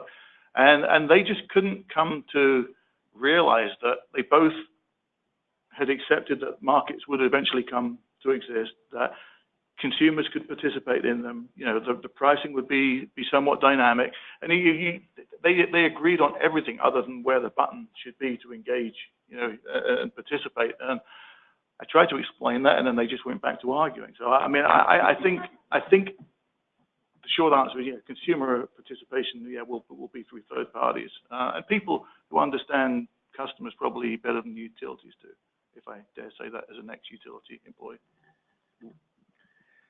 I guess what I would add to that is to go back to a diagram that Paul DiMartini showed yesterday about the little rising S curve in 3 stages, stage 1, stage 2, stage 3. And when I think about customers engaging with the power system, I think you got to get to stage 2 before you get to stage 3. So transactive energy, peer-to-peer transactions, I put that in the stage 3 realm. But the starting place, I believe, is the ability of end users with equipment behind the meter to provide grid services and get compensated for that. I think that's the starting place of engagement. And if you create a framework in which DER providers, prosumers, et cetera, can actually get compensated for services, well, that helps defray the cost of investment to them. And the larger customers will be able to do that, commercial and industrial customers in particular. But creating that ability to provide grid services and get compensated, I would look at that as the starting place for what you're asking. Paul's? Actually, I think They did a good job. they did a great job, yeah. The only thing I would add is that if you put the money in, the markets will follow. And so some people will want to do it themselves, and other people will let third parties do it for them. But does it matter? I think it's going to happen. So my question is in the communication systems. I'm not sure which person wants to answer this as far as communication, but keeping in mind that the future proofing or the backwards capability of systems, looking at the 4G systems and looking at the communication networks that are being laid out by the utilities for all these smart grid devices, including meters. From a regulator standpoint, looking at the optimal standpoint of what the communications should look like in future proofing, I'm wondering if it's kind of analogous to the same thing with the distribution operators, TSOs, that type, where you have the hybrid model, you have the full control, you have the distribution of the transmission control, and you have the hybrid model, where you have a complete fiber optic network, you have a complete wireless network, and then you have a hybrid of both. And I'm just trying to decide, as far as trying to get more information from a resource standpoint, when you look at putting these communication systems in future proofing, and you're putting in a 4G network, going down the road as far as Verizon or any service provider, how that will happen with the 5G coming, or if there's going to be 6G or whatever, and then having to go and change out everything, or your placement of devices is improper because now 5G need more placement than 4G. I mean, that whole setup and the bandwidth, and how do the utilities design something like that to get the most benefit for their ratepayers as far as future-proofing, and still keep those benefits of the actual communication system going with adding on more and more to the network as far as sensing units.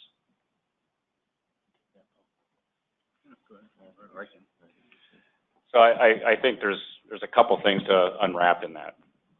I think the discussion that we just had about interoperability and the ability to exchange out as newer technologies prove themselves and can add, incremental, again, to Metcalfe's law, if we get more value for going from a 4G to a 6G or 7G or whatever, the future holds, then we can make those decisions and start evaluating that.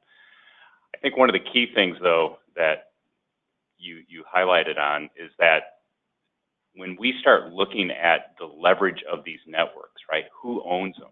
And this gets to a conversation that Paul and I were having about the public network, private network thing. So if we take a look at where utilities are today, they have historically wanted to own that from a security, reliability, delivery viewpoint. It's been very, very important for them to have complete end-to-end control, an air-gapped system for distribution operations, for instance, to be able to make sure that if they are on the hook for reliability and everything that comes with it, that they control that overall network. And we are challenging that now with what's happening. So to your point, how do we grow? How do we expand upon that? We have to start asking them questions about how are you doing security? How are you able to now let somebody else leverage new technology that you can be a beneficiary of, and still have somebody else leveraging, growing the cell towers, growing the new technologies, and doing what we have to do there. That discussion is at its infancy for many utilities, whereas they want to, buy the Verizon EVDO and put it in. It's a private network, et cetera, et cetera, et cetera. So how do we start leveraging the public infrastructure in a way that it will move along as we need to? Now, your other point is when do we make those transitional changes? When do we go from 4G to 6G? I think that's a more difficult question. When we buy the smart inverter and we at the interconnection process say, you shall do this, it shall have this capability. Does that mean we have to replace the entire smart inverter if we have to put a new communications cloud in? Perhaps, and that's the problem we're experiencing today. It's not retrofittable. We don't have the ability to disaggregate the function that we want from the interface that it's all being provided as a package. So that now gets us into procurement, gets us into how do we disaggregate the function of what we want the smart inverter to do, just as an example, I'm picking on smart inverters, from the telecom, and so that we could plug something else. So maybe the conversation should start moving towards how do we have a separate box for communication, defined interface layer, and then a defined function for whatever those communications have to do. So when that comes, we can make that transition because of Metcalfe's law, right? So now we can start leveraging because we have more capabilities. And oh, by the way, the new cell phones and everything, we're basically are paying for the infrastructure to make all of that happen. That's a long ways technologically and business process from where we are today. I think I agree with Paul that we're early. But what we see is that if regulators don't kind of ask the questions, and the rest of it's not going to happen, right? So it is early. I agree that it's early, but markets are coming up with solutions to this. There's one manufacturer that makes these communication cards and chips, Sierra Wireless, and they're working on a configurable chip where you can remotely change, the network the device or equipment, the network that it talks to, just like you do any other instruction, right, that you send. That's the whole benefit of smart meters and these things, right, is you can two-way communications. I can update the firmware. I can update the software remotely. They're talking about advances like that. So it's coming. It's coming. I would just add one little twist to what both the Pauls have said, which I agree with.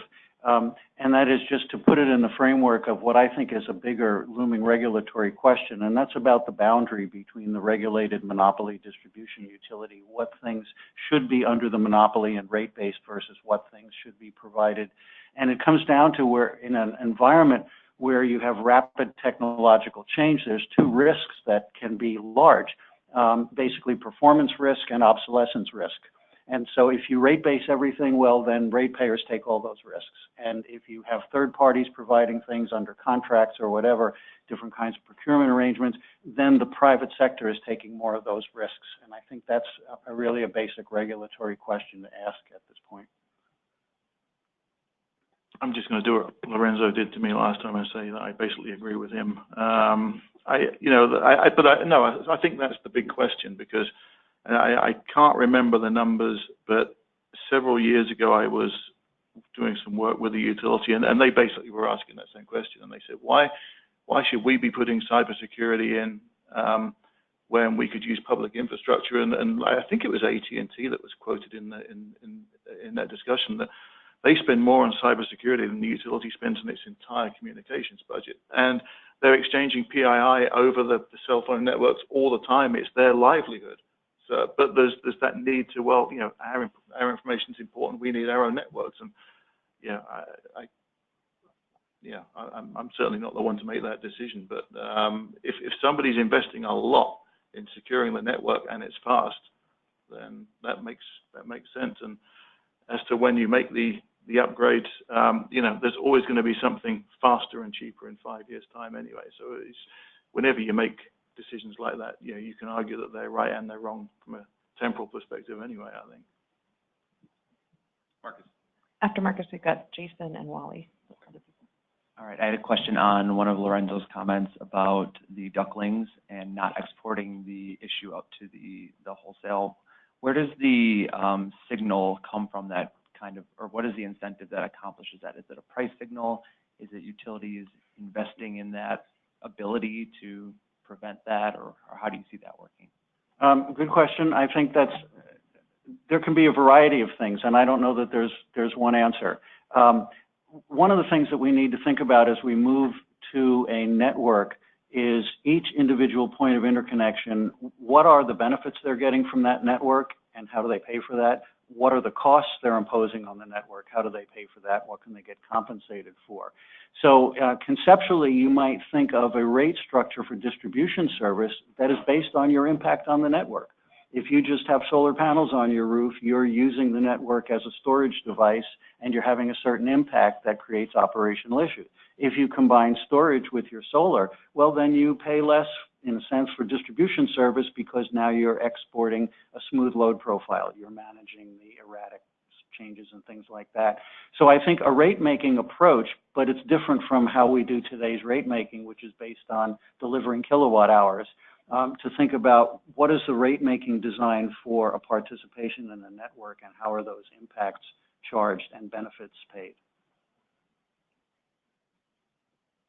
Anyone else?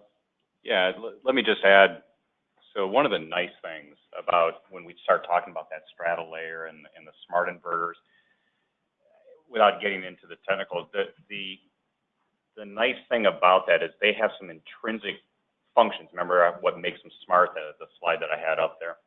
I think one of the key things is as the utility understands how to smooth things, they have a default mode. And so there may not be the organized market where I, as the consumer, am getting directly paid, except through maybe a compensation mechanism that I have these capabilities now, and I'm by default, it's just going to smooth things out.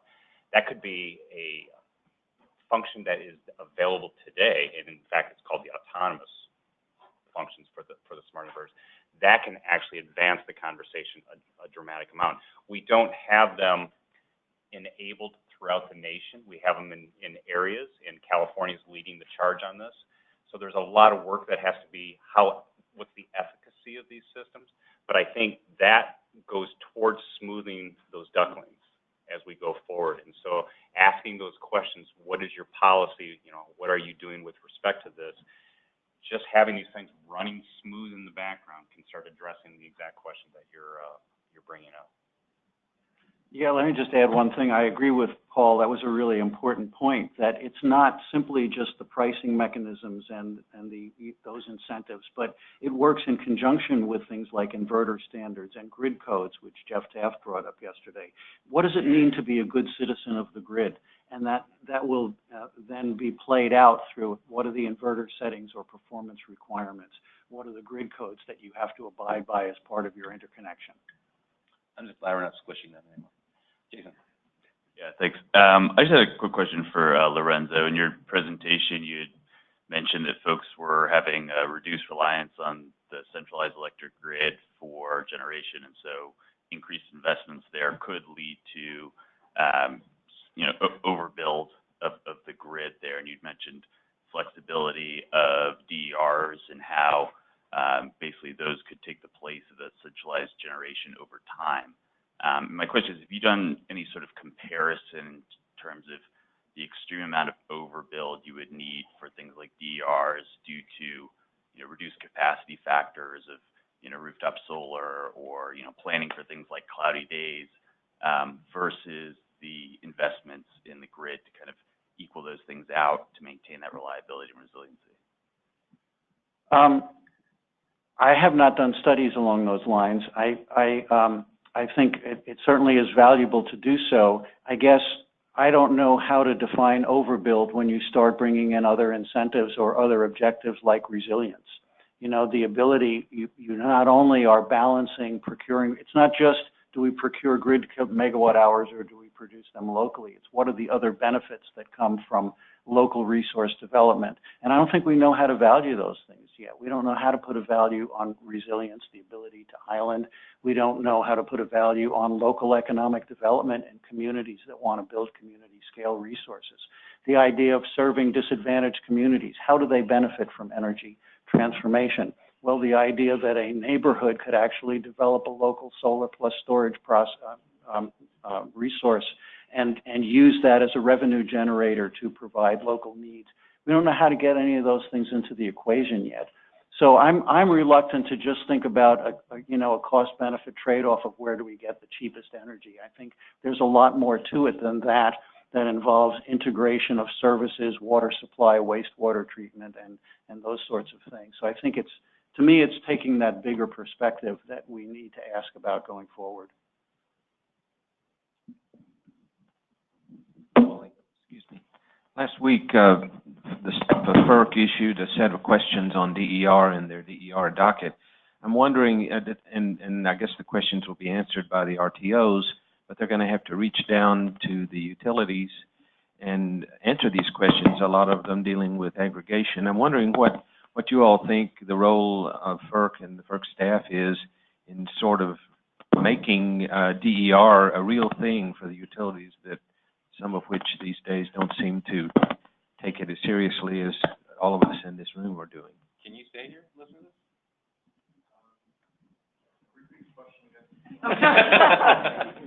I think it's basically commenting on the questions asked the ISOs on DER. Okay, go ahead.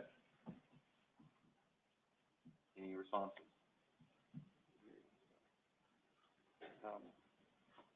Well, all right, I'll jump in here.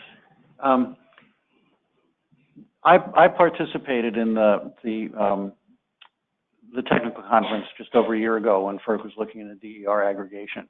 I think it's very important that FERC do things like this because the technical questions and in many ways the state regulatory questions are pretty much the same universally. They have different institutional structures maybe that they're starting from, but technically what you're dealing with is the same kind of issue everywhere. So I think, and it's the organized markets, the ISOs and RTOs, where there's at least the ability to participate in a market that is already established and up and running.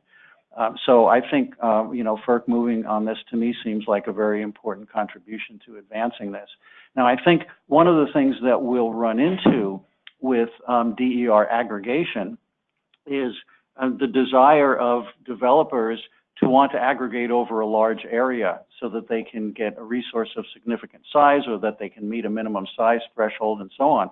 For providing system imbalance energy, that's fine. But if you also want to use DER aggregations to provide distribution services, well, that need is liable to be at an individual circuit level. So you wouldn't dispatch a large aggregation to solve a circuit. So we're going to have to think about, you know, how do these aggregations become flexible to provide these multiple kinds of services and yet still can act like a virtual power plant or a resource. I don't know if I answered your question, did I? Okay.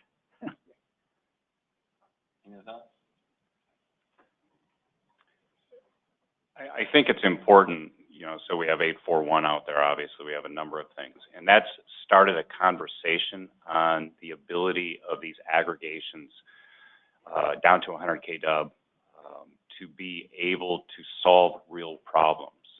And we need to organize on that. So EPRI, obviously, with their group management, DER group management is starting to address this. I think it's important for FERC and just the interaction with DER to understand we're at the very tip of the spear in how effective these aggregations are going to be.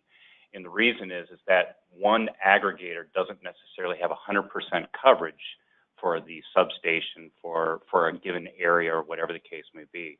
I call that liquidity of resource. We don't have full liquidity of resource. If we don't have full liquidity of resource and we're making rules, we're not seeing how they interact and how it's going to, we don't want to get too far ahead is my point there. So the reason I hesitate when you ask the question about responding is I think FERC plays a role in this, but I also think at where we are in the industry, things have to play out. We need more DER in the areas that they are to be useful in order to make efficient rules that can be leveraged and have staying power. And I think we're still at the very nascent part of that process.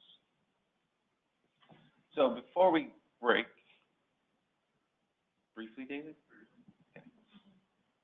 Just wanted to say a couple of comments about the DER aggregation rulemaking.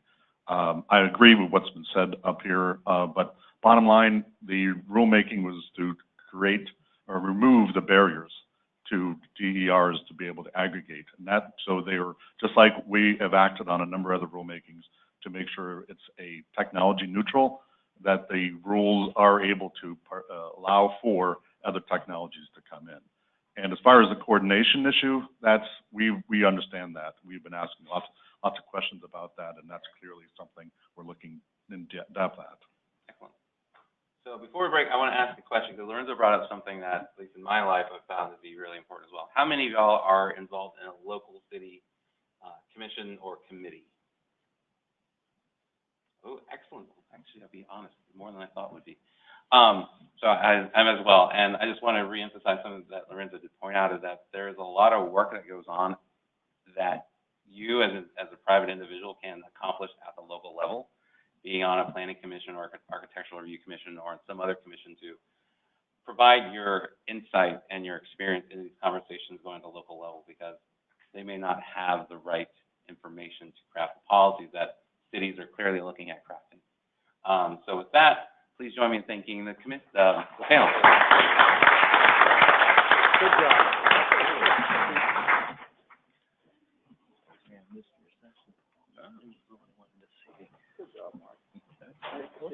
And again, we want to thank Chris and his panel for that fine presentation. And just a reminder that if you're like me and you have not yet packed or checked out, this break would be a wonderful opportunity for you to do that.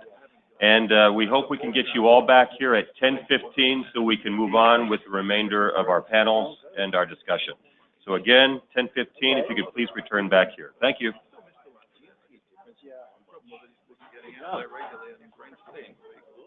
Yeah, that's important.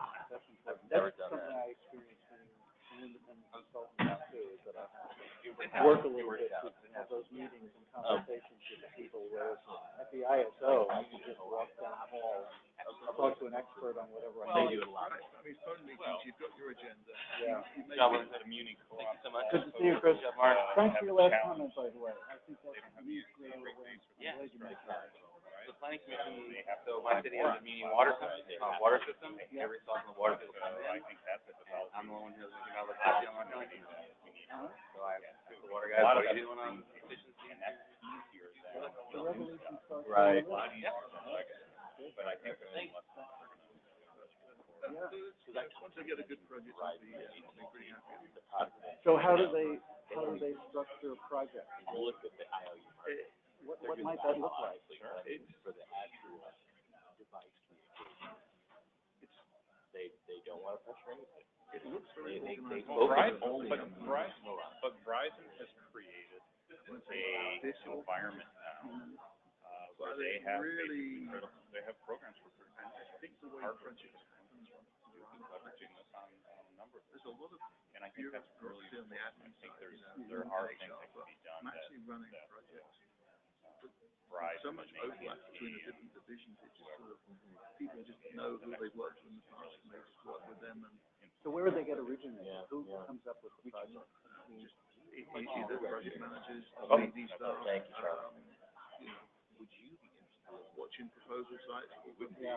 Same Helping. kind of things you probably do. Well, what I did at ISO, I mean, Revenues you know, from there was utilities that you would want to almost get every involved with project kinds was of going things, to be a or tariff change. might you be And so something is not working in the markets, or we yeah, need a new it's enhancement consistent. because stakeholders are demanding. I mean, I try not It goes yeah, into well, really digging I into try the not ISO to, rules. so I'm getting We ready need to somehow to change our submit for tariff. something else. So there's sort of a process by which a project gets created, and then they put somebody in charge of And it. in that particular But I think discussion, the ISO is whether or such a not specialized aggregators organization that you have that model serve a role that applies most of the time. Probably where vis-a-vis you are, there's the utility more building out sources of projects Yeah, being invented, right? yeah, and There's a role sometimes for you can make them, other times you mostly it's just Um, things down. And sometimes people an like aggregator is not there's always going to places be on able the to website provide where people can ask questions. the services Yeah, I mean, one that of the are ones we worked on necessarily needed recently for was the just reasons the I same. just talked about We're looking liquidity of resource, changing our work do I have the management systems, we saturation need of better devices process where control. I need them, Can you guys so help? the utility will have That and so them and infrastructure in place to be able to deal with it. And I, so they like what we part said, of my, yeah, they my sent us a copy response of an RFP, we is bid going on to be, it. there's a role for Okay. both, but there's Yeah, also tiny things. So some of those would be, what, you know, how do we utility mitigate or how do we manage Yeah. they get what things the on a few utility things, can do they up put an front RFP together, send versus it out. where the aggregator can come in. I'm a So firm you've been there, believer what, in about 6 aggregation. months? Sure. Yeah, I'm a firm believer in what the value Well, good, I hope you of get a them, meeting. and all these guys bring to the table. Yeah. Washington. But I So we have also, yeah. but I also think too that Without a there's meeting not project, necessarily I'm on a call with one solution fits all. That's, and so I'm happy to talk about that, and if I can, help convey that message. Yeah, no, I wouldn't ask you to nor would they. No, Ask you to do things that you're not, that you don't believe, so, yeah, let's do it. If I can be helpful, then I appreciate it. Okay, thanks, Paul, because I'm having trouble finding, I don't. And usually when I It's dry, you can go to people who do know right stuff, who can give an unbiased, objective answer to question A, B, or C. Thanks, Paul. Yeah, it's good to meet you. Sorry we didn't get some more time. No, that's all good. We'll stay in touch. Absolutely. nice people, they're very social, they're very smart. And as soon as you talk to somebody, the ideas come up, and it's like, who's going to do that? Raise your hand. And you? Thank you.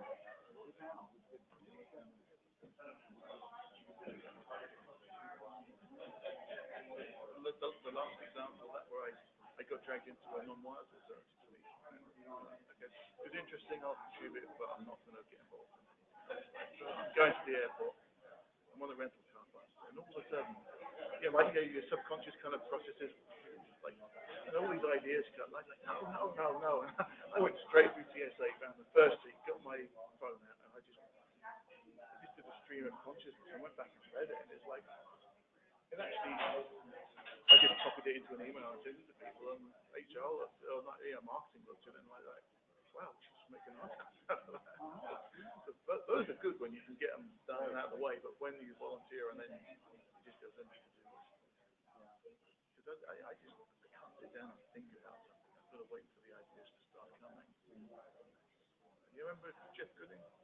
Oh, yeah. Yeah, I remember he told me how his problem solving, he had a conscious method for problem solving, which I realized was the same as mine, except he understood it and I didn't. he will cram like through an entire evening on stuff, and then just put it to one side. He'll go to sleep, and 2 days later he'll wake up and have the answer. Yeah. Because you're subconscious. When you're thinking about something else, the brain works differently, and then the answer just kind of comes up. So that's what I just ignore things sometimes. Just wait for the answers. Yeah. I guess I did something similar. I get to a certain point where I just keep thinking more. Oh, I hit that. I have a much lower bar to hit. I hit that very quickly.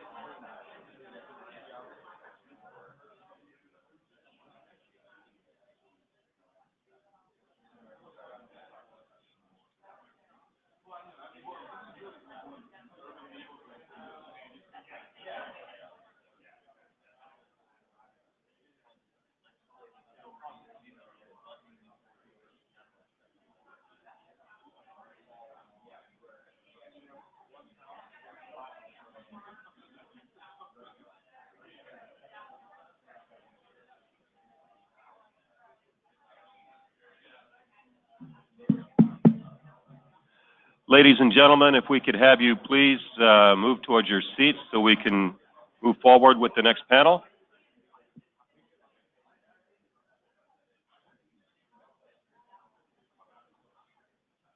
And if you're on this panel, this would be a good time to come on up and join Mike.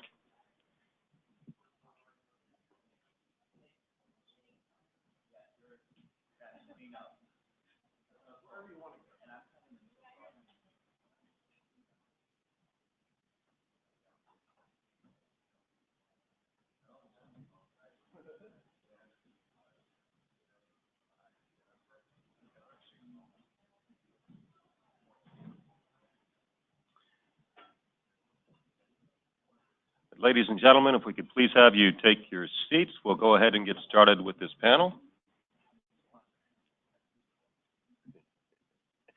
All right, we'll go ahead and get started then. All right, well, welcome back. And in this panel, it'll be moderated by Michael Dowd. Michael is Director of the Air and Renewable Energy Division for the Virginia Department of Environmental Quality. And in that position, Mr. Dowd oversees the air quality planning, permitting, compliance, monitoring, and mobile source programs, as well as the small renewable energy permit by rural program for the Commonwealth. And prior to becoming Air Director, Mr. Dowd served as DEQ's Enforcement Director. And also very important to us at INCEP, he's a member of our board, and we're very glad to have him here. And Michael, the floor is yours.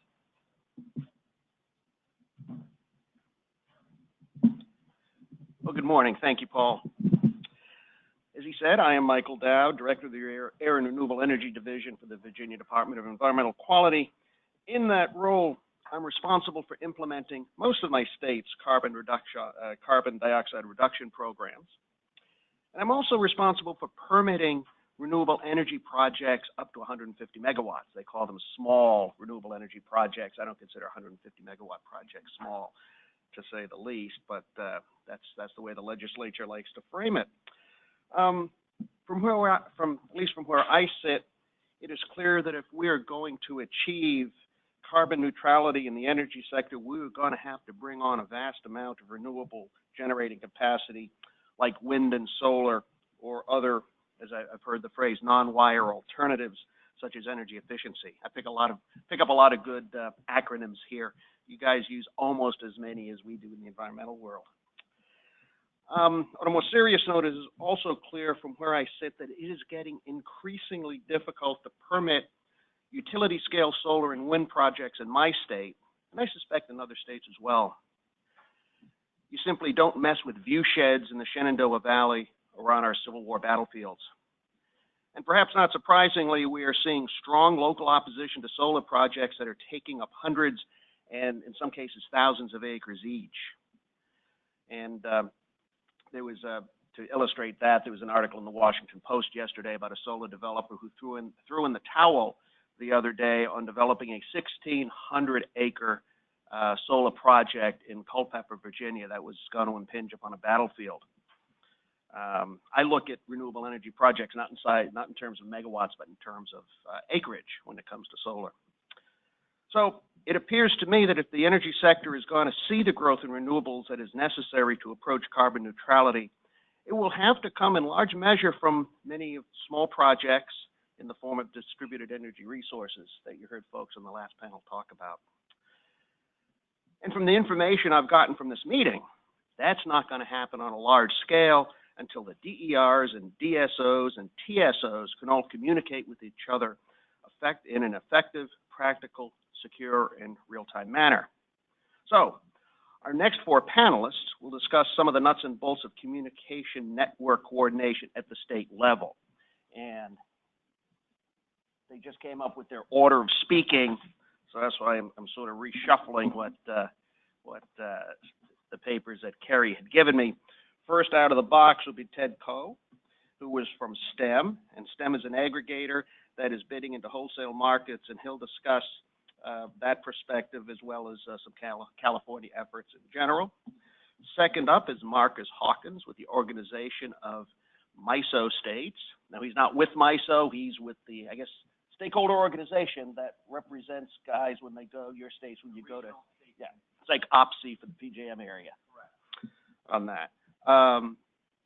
And he'll talk about efforts in the MISO region. Third out is Jason Allnut from IEEE, and fourth will be Tricia DeBleeker. Did I pronounce that correctly? From the Minnesota Public Utilities Commission, who'll talk about efforts ongoing in Minnesota. So I will turn it over to Ted.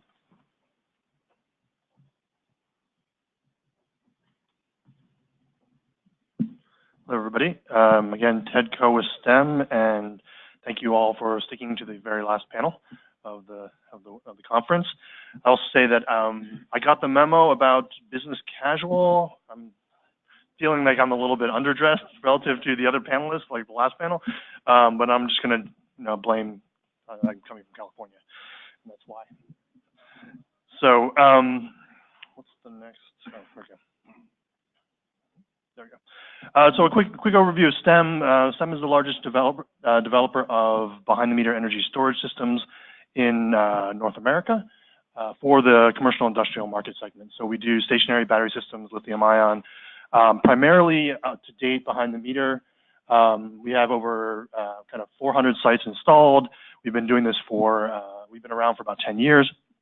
So for a lot of the conversations that we've been having, the talk these last couple of days, we've had a lot of real on-the-ground experience in operating these DERs, not only in for the customers, but also in communication with the wholesale markets and utilities, and using our cloud service and cloud software to communicate with these things. So a lot of the things that people were talking about in the last 2 days about things that are coming in terms of penetration and technology and communications, we're actually doing a lot of that now.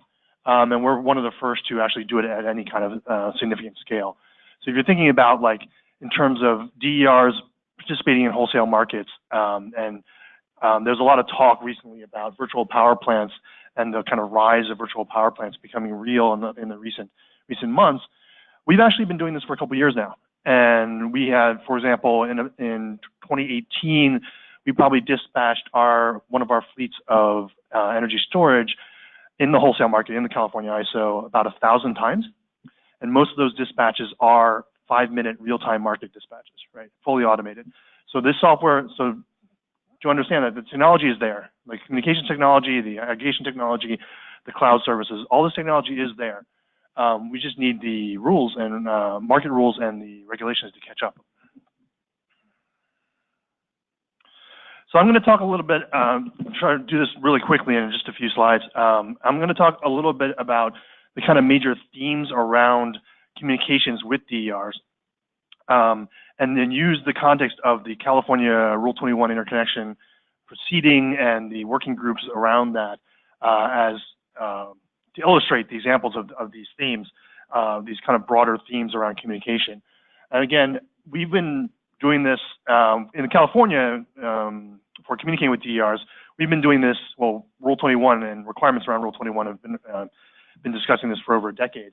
The smart inverter requirements specifically around communications were just in the last couple of years, and we've been very actively talking about telemetry and smart inverter requirements in the last few years at the commission. So at the top line, the first theme I want to really highlight is to understand that the basic discussion or tension in this whole conversation around telemetry and visibility and getting information from your DERs is a needs versus cost conversation. Like, do you understand what information do you need, why do you need it, and how fast do you need it, and then versus the cost it takes, the cost of the equipment to install and the operations to provide that information under those requirements. So one of the useful illustrations of this is for people to think about.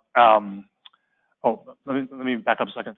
The real theme that I want to really hone in on here is in developing the regulations and rules around these requirements is to really understand your actual product requirements and engineering design requirements from a real product design point of view.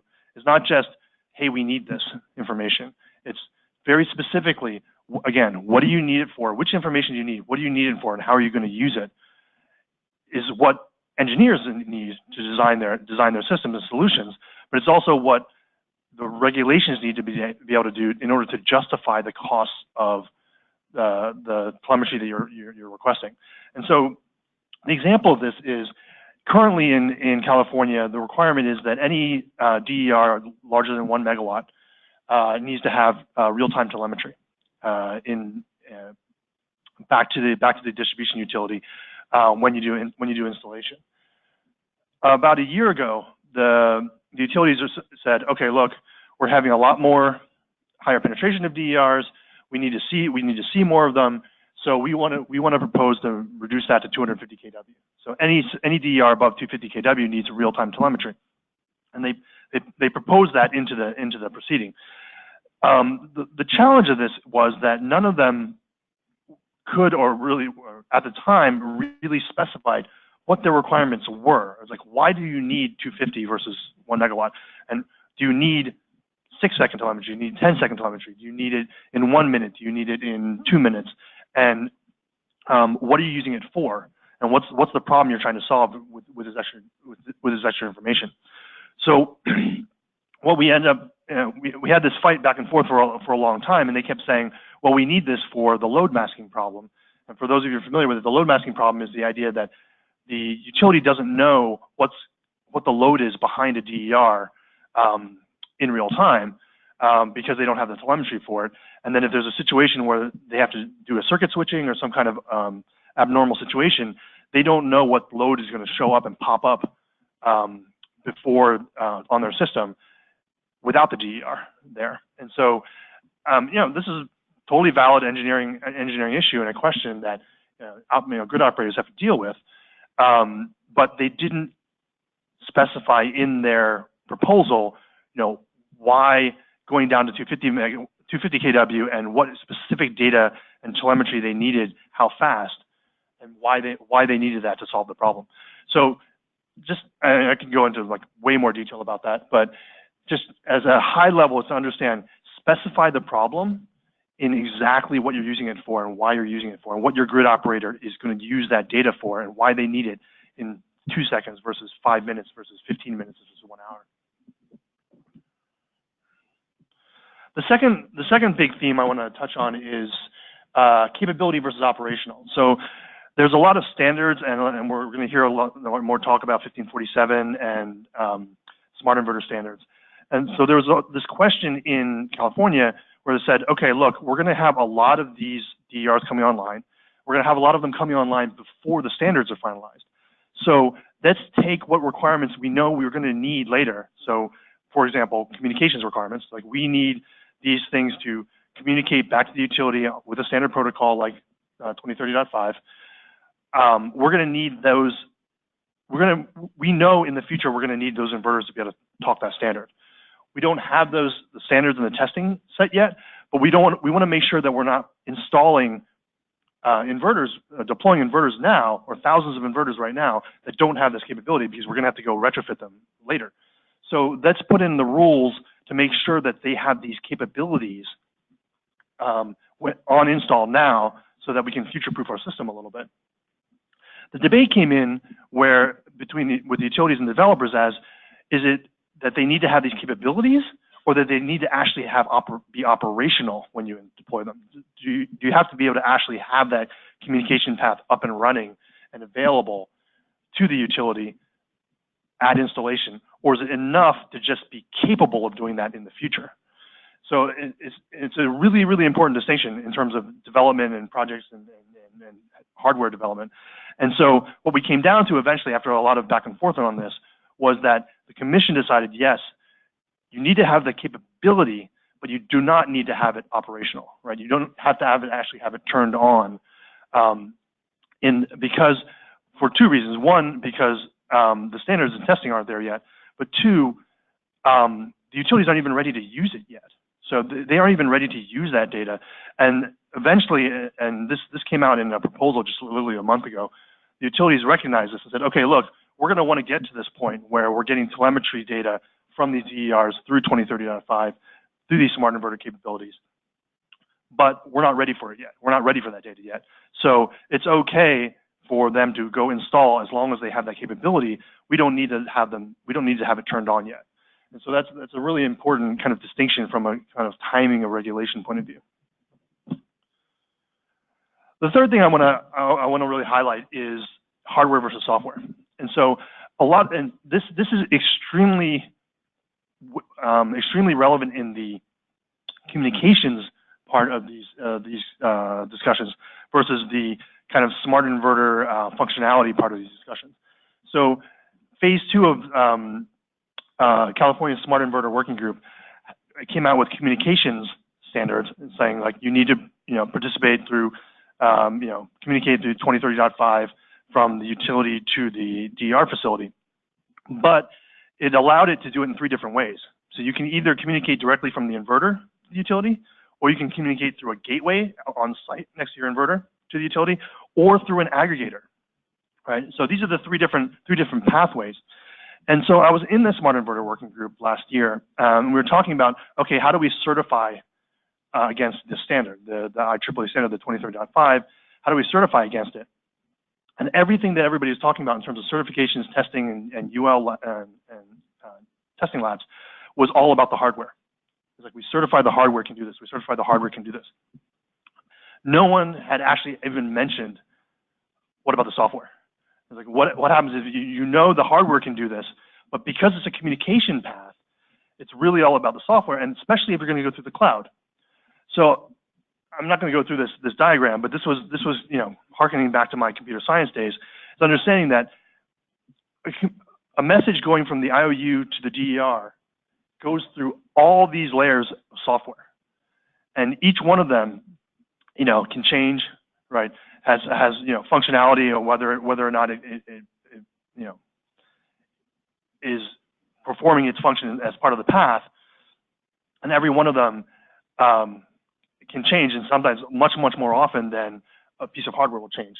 So the question around certifying the system, certifying the path, and whether you have to recertify when something changes, it became a pretty serious issue. And it's one thing that I'd want to encourage everyone to really think about, is when you're talking about communication, you're talking about this functionality, it's not just the hardware and the rules around the hardware, but it's also the rules around the software, and understanding how those may or may not work for an aggregator cloud service provider.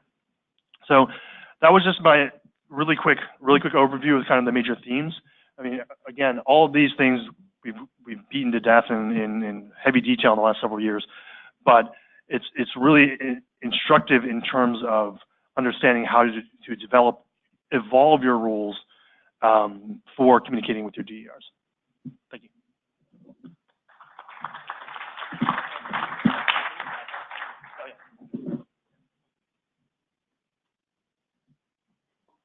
All right, I'm going to stay seated. I got a good view, and I want to practice sitting on a plane the rest of the day. So, big button. As was introduced, my name is Marcus Hawkins. I'm with the organization of MISO states, which represents the 17 regulators, utility regulators within the MISO region. So we've heard a lot today, over the last 2 days, of participation in wholesale markets that are pretty uniquely single state RTOs. We heard about Texas, California, we hear a lot about New York. And I'm going to kind of take it up a level and highlight some of the challenges when you're dealing in a market structure that has 17 independent regulators within it, and different state policies, and some multi-state utilities. We talked a little bit about that yesterday and today, so I'm going to dive in with that. And I noticed in your slide, Ted, that I think the only state that STEM is working with that's in a multi-state region is Massachusetts. And so I just thought that was interesting. All right, so I'm going to bring this up a little bit. There's been a lot of talk on the customer side and the distribution system. I work with the regulators and with the states and with the transmission operators, so I'm kind of up at that wholesale transmission planning FERC world more than I am on the distribution side of things. But a little bit of background, OMS, back in 2016, we decided that for starting in calendar year 2017, that DER would be one of our strategic priorities. And that was really brought about from a realization amongst all of the regulators in the region that the states were in a really unique position to kind of facilitate some of the key pieces of information and the exchange between their regulated utilities and the wholesale market. So given some of the overlapping jurisdiction that occurs with DERs participating at the wholesale market level, the states within MISO realized that they could play a really key role in making sure that the RTO has the visibility and the amount of information it needs to do things that we laid out here in our approach document back in 2017 to make sure that there's continued efficiency and reliability in both the distribution and the wholesale market. So just highlighted some of the key pieces of that there. And with that, you know, it was kind of broad at the time. We were trying to figure out what the proper balance of that information sharing is. You know, it's nice from an idea, but once you start to get to the final decisions, you know, that's where it starts to get tricky. So that was just kind of our broad outset back in 2017. This next slide is talking about DER currently within MISO. So right now, this graphic here brought to you by Microsoft PowerPoint is meant to express how I feel about DER in MISO. It's pretty confusing.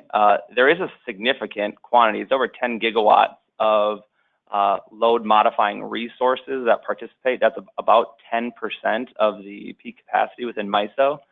And 50% of that is actual demand response, and then the other 50% is behind the meter generation. And the bulk of those resources are all under some retail tariff that specifies how they can and cannot be used. And so when it comes time to participating at MISO, you got to find that lowest common denominator of how those resources can be used. And so there's a lot of different paths for how DER participate at the wholesale level. There's indirect participation where a utility might account for it in just their load forecast and kind of shave the peak forecast that they give to MISO and serve as a load reduction. And so MISO, there's an issue there where MISO doesn't really know about that DER. It's just taken off of a load forecast provided by a utility. They can participate directly through a utility program that then gets registered at the RTO, directly through an aggregator, or they can just participate in a retail program and are used without any visibility or knowledge by the RTO. And to make it more confusing, a lot of the DERs that are registered at MISO are registered as multiple products and can be filling different needs at different times. And I want to stress that this load modifying resource category that's over 10 gigawatts is the emergency resource. This is, you can't use it until you're in the emergency process at MISO. And so that's really, these DERs are important because they're the end of the road before load shed. So I want to highlight that. So a recent example of a communication breakdown that I want to talk about was just this January. There was a maximum generation event within MISO where these load modifying resources had to be called upon. It was the first time they were used in the north and central region of MISO. And as I said, this is the final step. So you're out of capacity, you're out of emergency ranges on generators, and you are relying on these DERs to make sure that you don't get to load shed. And this is from the report where they summarize the performance of those resources. And you can see that 75% of the scheduled megawatts were able to provide what they were expected to, but only 20% 1% met their M&V requirements, and that's what they're penalized on. So after this, you find a bunch of utilities and DER owners that thought they were doing a good job and thought they were doing what was expected, and getting to that 75% mark, which was about how well all classes of resources were performing during this particular event. But then they're actually penalized. 79% of them got penalized because they didn't meet their M&V requirement. And so this raised this big discussion that no one was really clear on what the messages MISO was sending were, how they were supposed to be updating their availability of these resources. And these are the emergency resources with very basic communication. These are things that are literally just sending an email or a call, and these are what's needed. And so I thought that's important. And there's another example that I was going to fit in, but I wanted to keep my total slide number down, of the voluntary load reduction. That's something that was talked about yesterday, the California example. And so MISO is just like California in this respect, which a lot of the regulators within the MISO footprint aren't really happy to say a lot of times. But the DR can be used by the utilities without the knowledge of MISO. And so that leads to MISO overcommitting resources, which has economic, efficiency issues with it. So an emergency event the year prior had a lot of that going on. So just wanted to highlight some of the issues with that communication between the utilities and the RTO.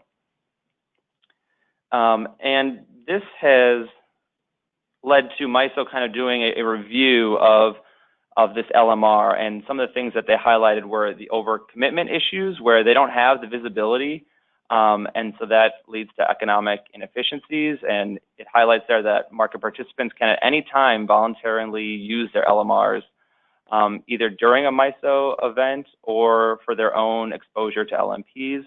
MISO has limited situational awareness of those actions, and they highlighted that having greater situational awareness would be of benefit to them.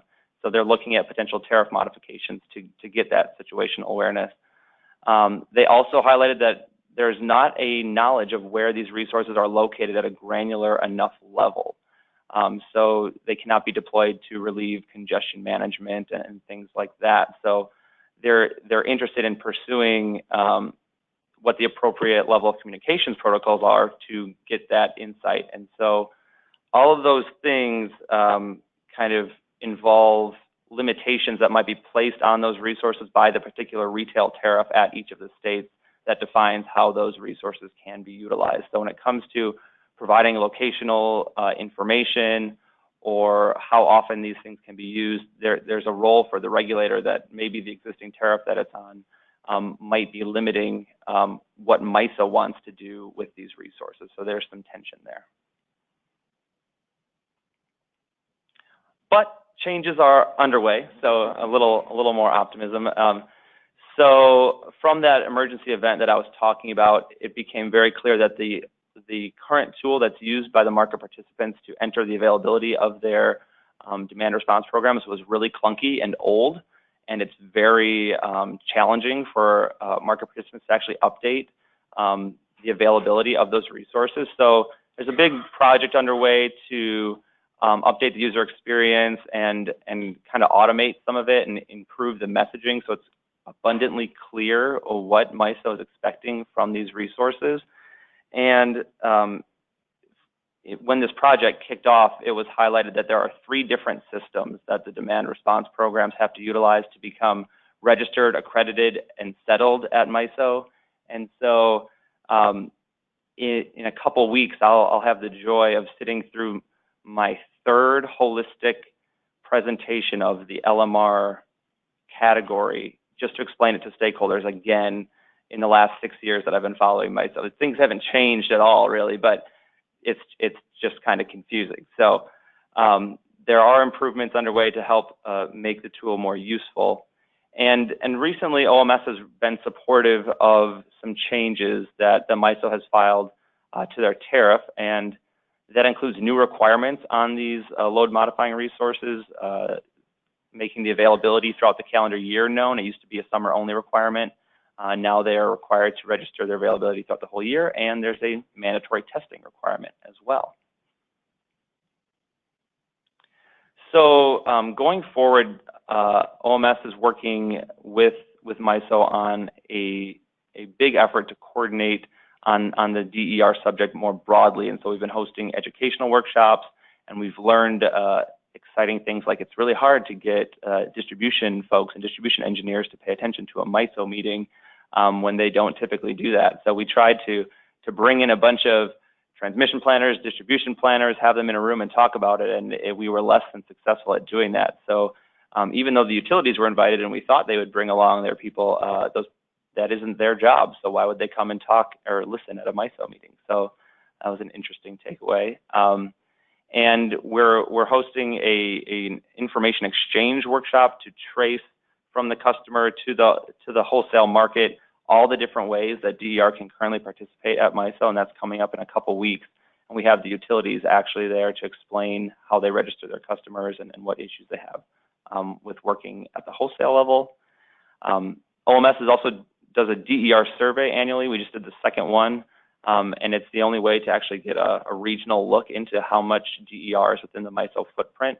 And through that exercise 2 years in a row, we've learned some of the challenges that the utilities have themselves to get that visibility. And we ask questions about how do you have visibility into your DERs or lack thereof. Are you accounting for DER in your planning at either the distribution, transmission, or resource level? And there's a lot of insight we gather through that process.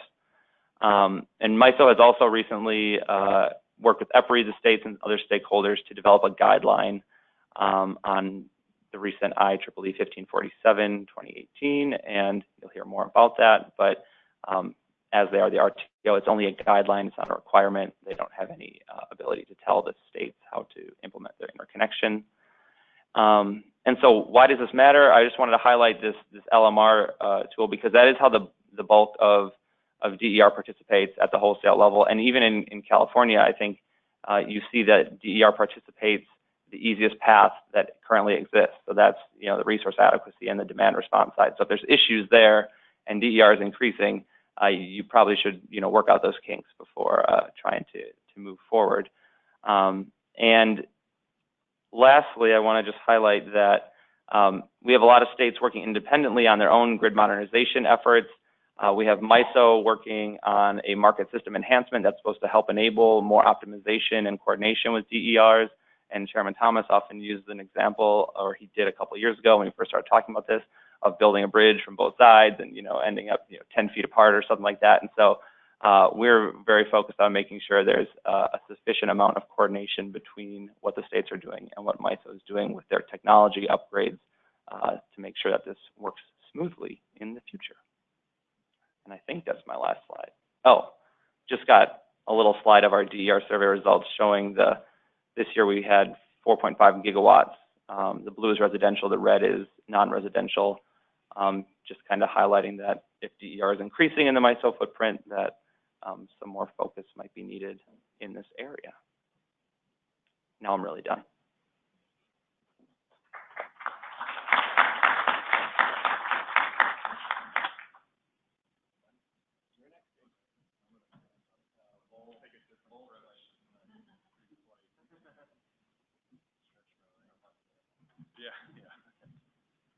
All right.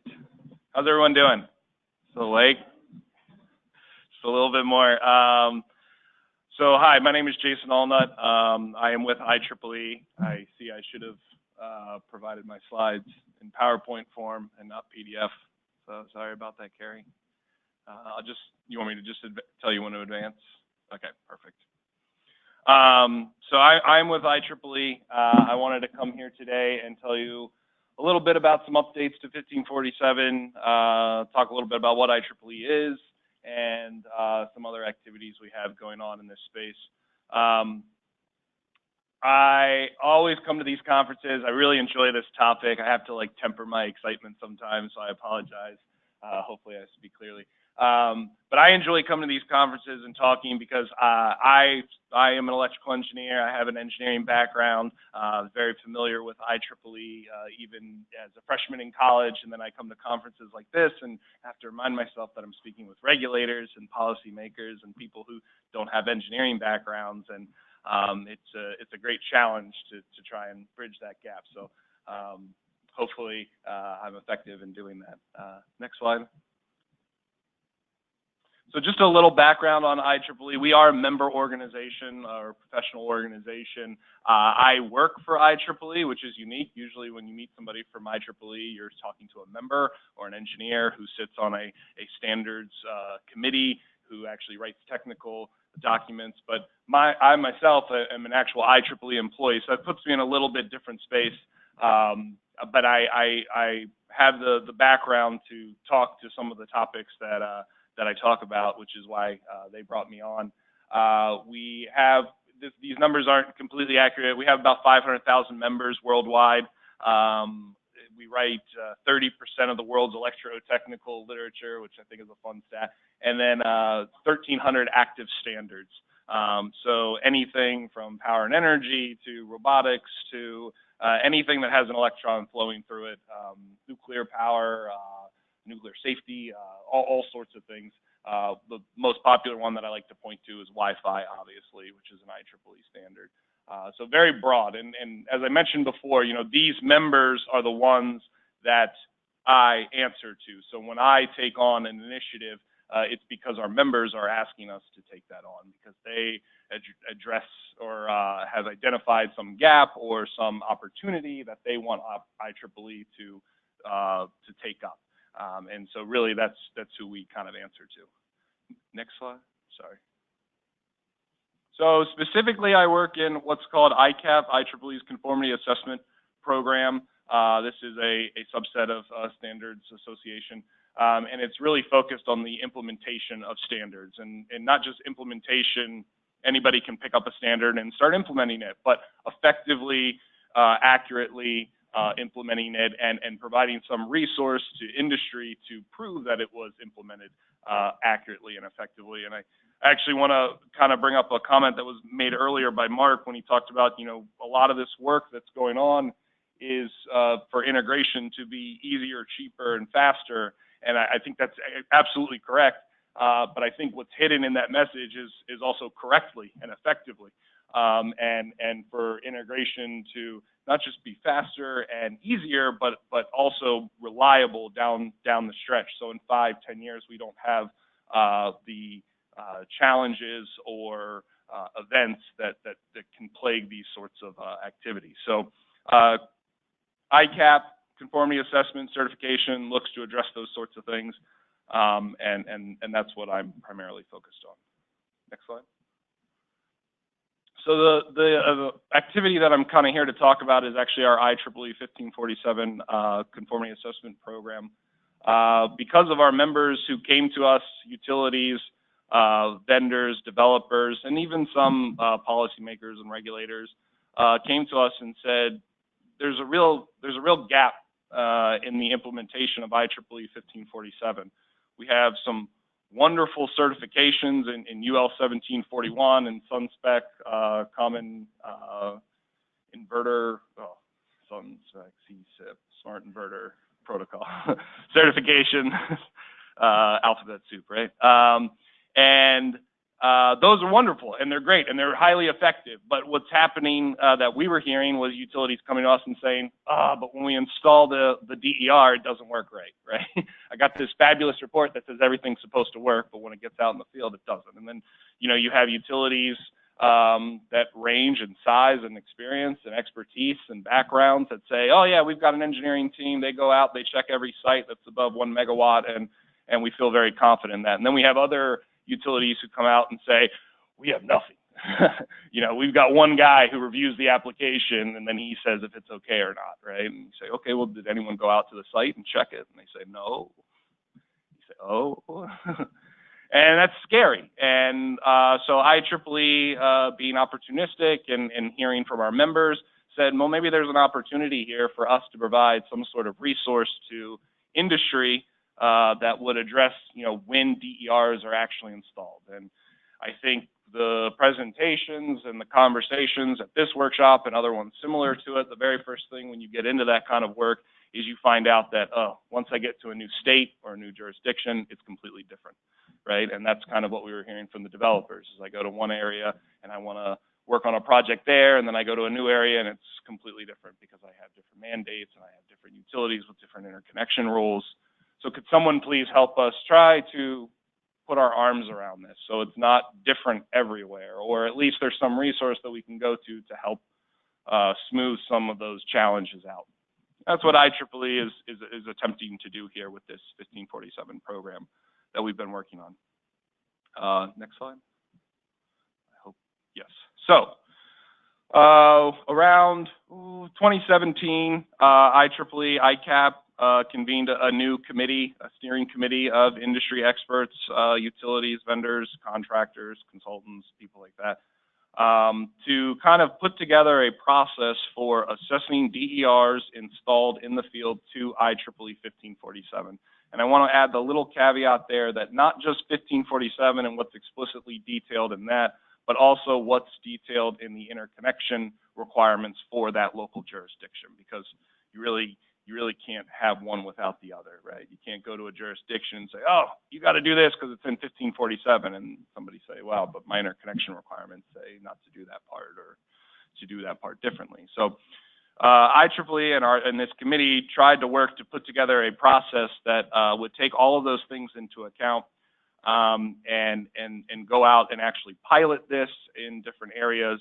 To date, we've done about 5 pilots. We have 3 more planned this year, and actually 1 international this year, which I'm very excited about, but probably out of scope for this conversation. But we put together a process, a DER interconnection commissioning to IEEE 1547 with the interconnection requirements of the local jurisdiction in mind. Put together this process and then went out and piloted it. This pilot right here that you're seeing on the screen took place in North Carolina. I've kind of omitted any names to any organizations, probably guess. But it was a utility scale, 3-phase inverter connected area EPS. And it was built last year as a bigger site.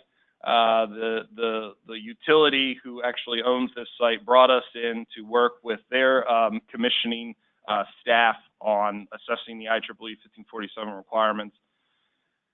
And what we ended up finding was a lot of the settings within the inverters that were expected to be default or accurately set before installation were not so. As soon as we got on site, after we did initial inspection and ran through the tests that are outlined in our commissioning plan or process, which comes straight from IEEE 1547, we quickly realized that there were some deficiencies that needed to be addressed. Thankfully, with such a large site, commands a lot of attention. We had a lot of people on site that were able to address that. We were able to come back out to the site a couple weeks later and finish the commissioning process. The one thing I kind of want to point out, though, about this site is it is year 2019, right? And IEEE 1547 2018 is a very big topic. And one of the very first things when we got started in this process was the utility saying, look, we want to do the requirements of 2018. Okay, sure, let's do it. So we quickly said, well, you know, what does your local interconnection requirements mandate from 2018? Do you have performance categories defined? Do you have those default settings from 2018 defined? No, no, no, no, no. So it quickly became apparent to us that 2018, unfortunately, despite the fact that the assets on site, the inverters, had the capabilities to do 2018 style functions, was not applicable. It was out of scope. So you have this incredible asset here with all these capabilities and everything's just turned off, right? I bring this up, a lot of people are shaking their head like, yeah, that happens a lot, right? But I think some people kind of forget that, you know, that we are pushing towards incorporating all of those requirements and capabilities, but despite them being there, there's no mandates, there's no requirements, there's no direction on how to actually implement those right now. And so, you know, we're kind of it's kind of a foot race to get to that point. So there's a lot of other challenges, especially with this pilot, that I don't really want to bring up right now. But I think it was a very enlightening for not just IEEE, but also for the utility and the developer who participated. Next slide. So kind of similar, another pilot in Indiana. One of the big parts of our commissioning process is just the consolidation of different documents, relevant documents. It sounds kind of arbitrary, but having the right information on hand for accurately defining or defining the DER is sometimes hard to get a hold of. And that was probably the biggest thing that we found out about this pilot was just getting a hold of all the applicable information to accurately describe what this site was. The neat thing about this site was it was a solar site with a battery installation that were actually two separate inverters tied together at the point of interconnection, the POI that was mentioned earlier. So again, another good learning experience for IEEE, but also for the utility that they had some real concerns to address if they were going to start allowing this sort of setup in their jurisdiction. Thankfully, this site was utility owned, so we were working directly with the owner of the DER, so we didn't have that third party involved in a third party DER owner. So we were able to get a lot of that information, but I think the utility realized that they have to refine their process a lot more than they originally intended. Next slide. So, Carrie, will people get these slides? Okay, so I put some links in there to the document I referenced earlier and just mentioned some other activities that IEEE is partaking. I think IEEE collectively has identified 1547 as an area that we can do a lot more in providing education and understanding and opportunities to not just engineers who we primarily work with, but also to regulators and policymakers. We've done a couple of these workshops here. Some people have attended some or know about them. So I think they've been very effective, and we'd love to do more. So if you have any questions, I think my email is at the end of the slide deck, and I'll be around the rest of the day. So thank you so much. Really appreciate it.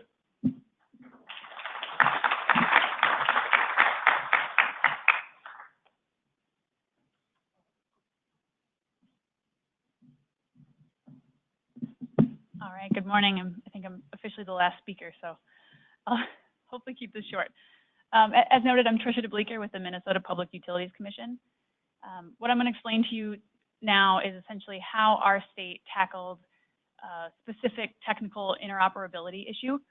I think that I really like how we've kind of cascaded here to the very specific, and you're going to be left with this because I think this is one example that's really relevant for our states, because this is one interoperability issue that you can essentially take home and do. And I know when I hear about interoperability, there's all of these massive issues that need to be tackled, but this is one that our states can do today. And essentially, using what Minnesota has done, and when I say we in Minnesota, I'm going to really mean my colleague, Michelle Rozier, who led this effort within our commission, and it did amazing work in a condensed time frame. And with the help of other national labs, all of that information is available on our website, so you can essentially follow along with the process Minnesota used to apply it in your own state. So first, what did our commission do? We are in the process of updating our DER interconnection standards. Why we did this is that within our statute, we have a requirement to establish generic interconnection standards for the operation of, I'm going to say, distributed generation up to 10 megawatts. We had originally established our standards in 2004, and that was before FERC had released the SGIP, which is a general kind of pro forma agreement and process that states could follow. And so we were a little bit ahead of that curve. We got through the next 10 years with our own version of our process and agreement. And by about 2016, we had a petition from stakeholders that we needed to it was time to update our standards. And it was really magnified at that time because, well, in 2004, we had 235 interconnected DG resources on our system.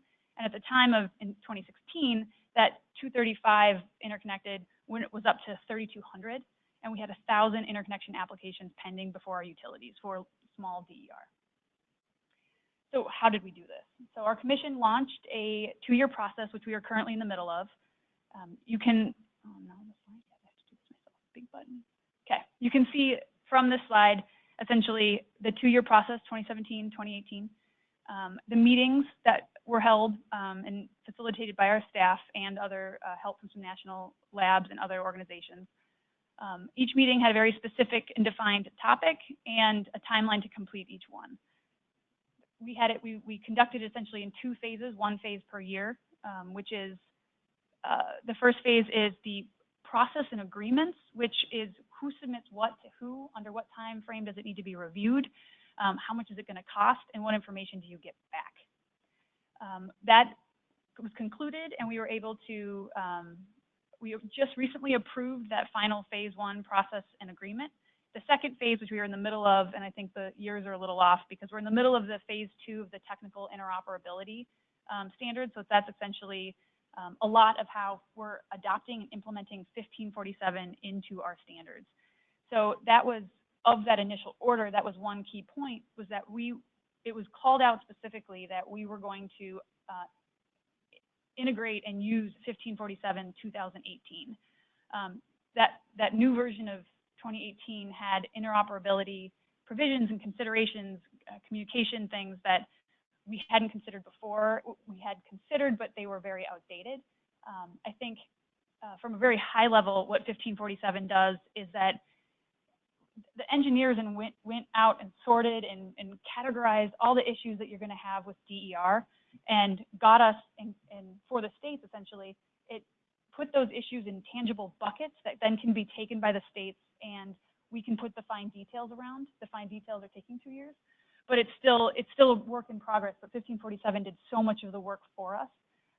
That's where I think it's really important for each state to take a look at it and figure out a way to get it into your interconnection standards. So, what 1547 is really focused on that interface between the DER and the utility grid, and there's a term within it, which is the local DER communications interface, and that's that green box right there.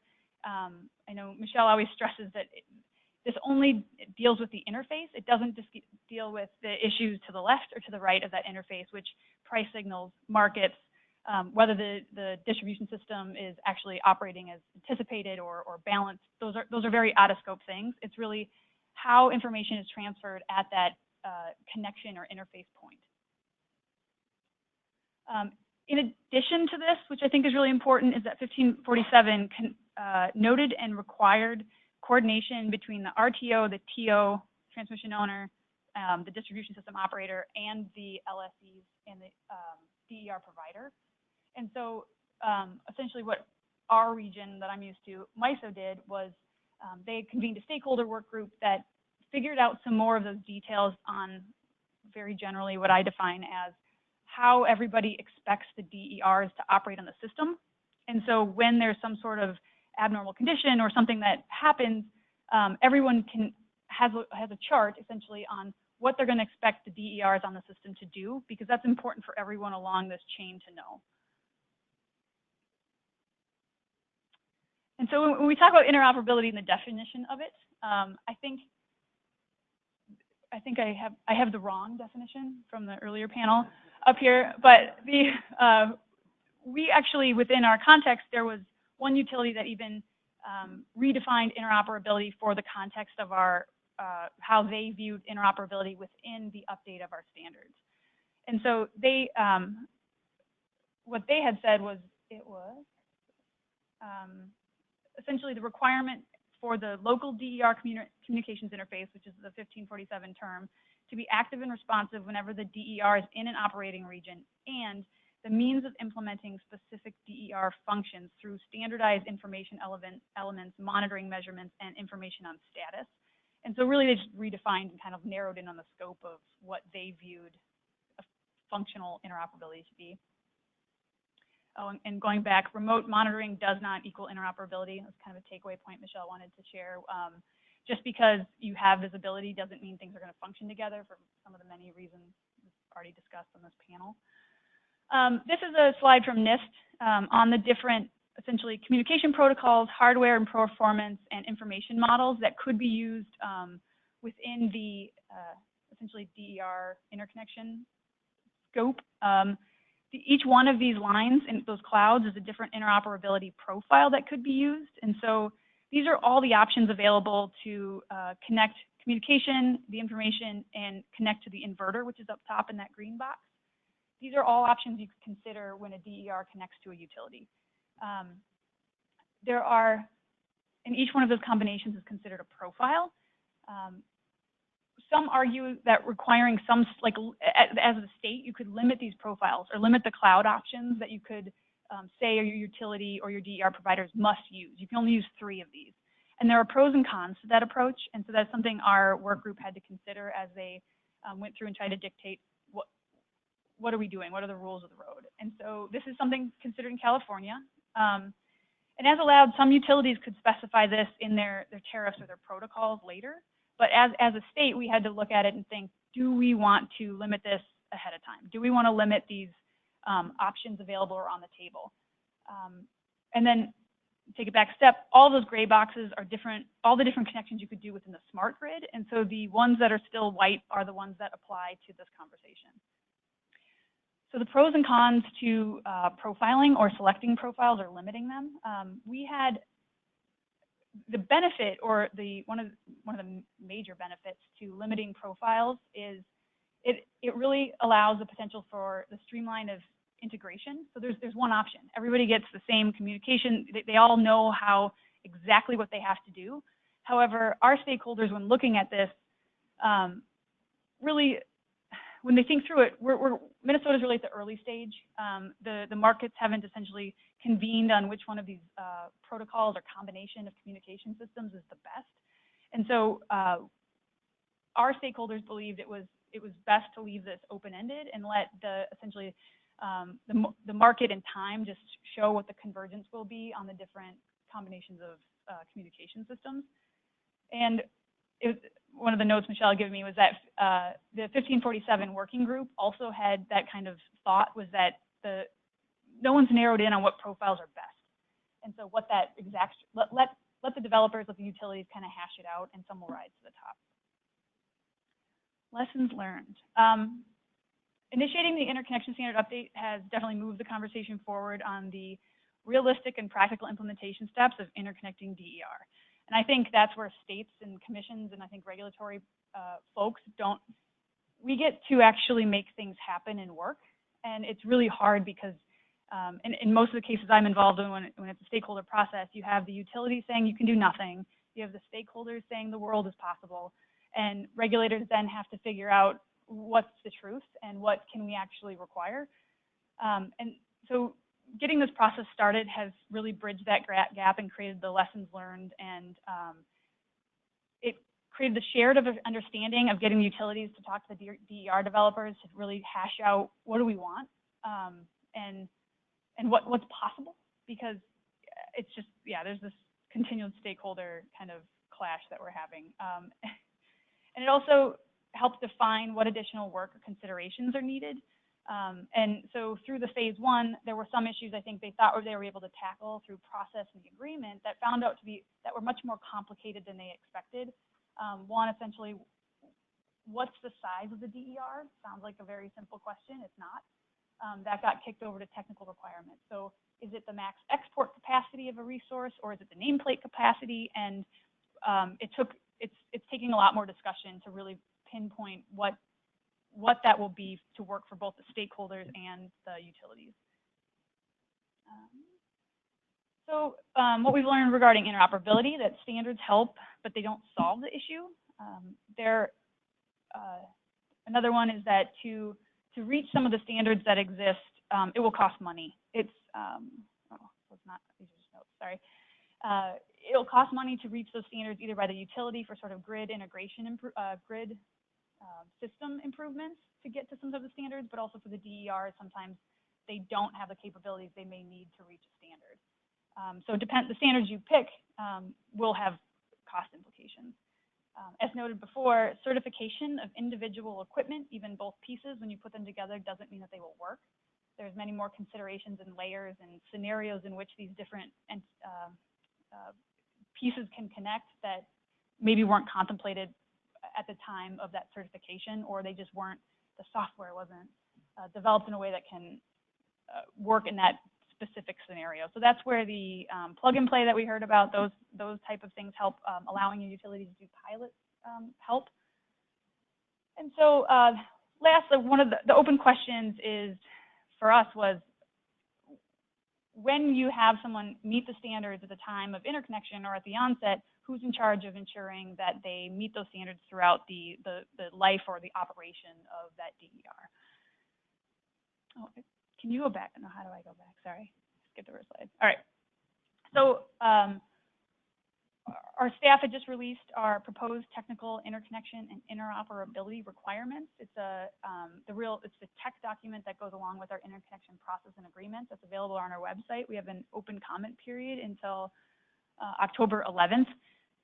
I would suggest taking a look at it if your states are thinking about moving into this realm. These are the links where you can get additional information. Michelle wanted everyone to know that there's a discount for commissions to obtain a copy of 1547, or I think for state agencies. So it costs money. That was one of our hurdles too, was just even getting a standard. So since we are one of the states that first head down this road, updating our interconnection standards and incorporating 1547, we did have assistance from the Regulatory Assistance Project, NREL, and EPRI. But most of all from our stakeholders that really slogged through this process, negotiated, went through and edited drafts, and then brought materials to all these meetings. And so when you go on our website, you can see all the slide decks from each of the meetings where our stakeholders brought their perspectives or their information to the table. And it's just a ton of information, and it's super useful. So, so I guess that's all I have on this topic. I'm available for questions, and I'm sure other panelists are as well. Thanks.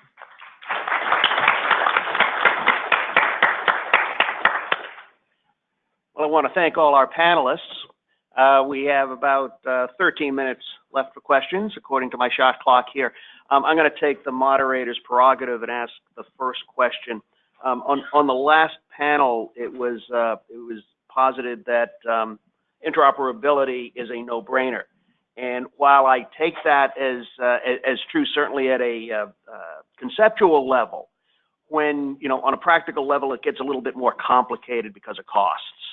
And I think Tricia tried to delve into this, and, first thing people ask me as a regulator, my governors and legislatures is, when you propose something, how much is this going to cost?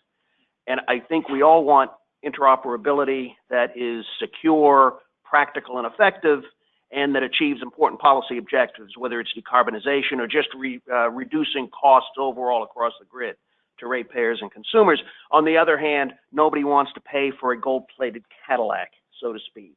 And how do we make those decisions as we go forward is going to be very important. And I'm not even getting into the question as to who pays, just saying how much is it going to cost.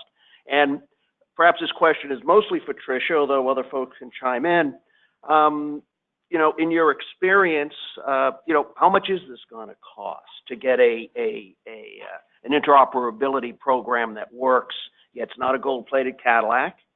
Are some things more expensive than you originally assumed, less expensive, or is it simply too early? That's an involved question. Yes, very much so. I think there's kind of two aspects coming at it, and again, it's like, to me, it's a bridging that chasm, which is you have the costs that will be imposed on that DER or the utility to get whatever it is they need to get up to standard. I think we're going to be digitizing the grid anyway, and so the costs will be baked in to some degree to the DER provider in their resource. how do they meet whatever those standards are going to be? No, I don't think anyone's done a cost impact assessment of that. That's so far out into the future. If that ever happens, I don't think it would. But then I think the top-down approach is that our utility systems need to be upgraded to be able to have the visibility, be able to have that communications, because like Marcus was pointing out, some of that, what we've learned from our utilities is that they see DER through their interconnection application, which is a PDF or a printout on someone's desk. And so getting our utilities up to that level of visibility is going to cost a lot of money, and that's where I'm going to plug distribution system planning and grid modernization investments, which goes back to Paul Alvarez's comments. And I'm going to actually plug his book really quick, because he put a little picture of his smart grid hype versus reality book, and that's where it gets to the costs of all of this. And I think that should be required reading for all state government employees, because it really helps break down the hidden value within all of those investments. So that was a lot to my answer, but anyone else? Anyone else on the panel? I just want to add something that I think about quite a bit, is that as states are going through these processes and analyzing the costs and benefits to their own customers, we have, at their own speeds. And so like Minnesota's out in front, as Trish was talking about, we have other states that haven't even started contemplating this, and we have an RTO that's already thinking about making investments that will then communicate with all the decisions that they make. And so something I think about is, how do we make sure they're not gold plating to be able to communicate with every single different decision that all the utilities make out there and on their distribution systems? I think I made a comment and back to my original slides about needs and understanding what the vision of the future is. So if you think about what you imagine your future grid's going to be, if it's going to be a high penetration DER future, is it going to be the more command and control, centralized command and control, or is it going to be a distributed transactive type system? And that vision of where you think the system's going to be in the future really determines the path and the cost of how much communication, how much data, how much telemetry, all that kind of stuff that you put into the system, right? So if you go into, I think was mentioned on the last panel, if you go into a lot of these functions are going to be autonomous, then you don't necessarily need the communication to make them do those things. But if you want to do something that's beyond just their autonomous functions for their smart inverter functions, then you're going to need a command and control, interface in order to actually do that. But then again, do you need it to be a 1 second thing? Are you going to be, is the DERM system for the utility going to actually be controlling these DERs at the 1 second level? Or maybe they're only going to be really controlling them at the 15-minute level, which means you don't need a super expensive gold-plated DERM system to do that. So it really comes down to, again, the requirements of the system based on the vision of what you think the system's going to be like in the future. Okay, thank you very much. One thing that Tricia said that resonated with me as a state employee and bureaucrat myself is that she mentioned the 1547 wasn't free, and it's not that something we all think about. I was doing my homework. I went on the IEEE website, so it wasn't very expensive. But it was a charge for the standard, and it's something bureaucrats think about all the time. Just the way life is. Questions from the audience? I can't see over on that side. Okay. So, question for Marcus. In terms of, just a question that I have about how MISO is now doing load forecasting. And I wondered, and this ties into a comment that Lorenzo had made earlier about urban planning, which is that when they do load forecasting, do they now take into account, or do they update their methodology to reflect the changes in building codes? Because we know that a lot of dense urban centers are really adopting very aggressive energy efficiency codes that really have a drastic or significant, that can have a very significant impact on their energy demand intensity. And when we are talking about load forecasting for the future, you're largely in urban dense centers anyway, or dense urban centers anyway, you're really just talking about new buildings. So recently, MISO changed their process for load forecasting for the purposes of transmission planning. So the 20-year load forecasting timeline. And historically, MISO hasn't done any load forecasting. It's just an aggregation of all the utility-provided load forecasts, and they figure out the coincident, non-coincident, that sort of thing. But they had been contemplating going to an independent forecast that could then have the same set of assumptions about the future, what are gas prices, what are building codes, where, and that sort of thing. And so MISO was uncomfortable with all these utilities making their own assumptions and then aggregating a bunch of differing assumptions into their one projection of the future. And so they ended in a place where utilities are now able to work in those forecasts of energy efficiency out 20 years, what they see happening in their footprint on the ground. And if they don't, MISO will backfill with an assumption from a third-party consultant and kind of true up the forecast. So those types of things like energy efficiency and distributed resources going out 20 years is now something that's broken out from the load forecast. It used to just be part of it, and so they have made changes to make sure it's its own distinct element of the load forecast.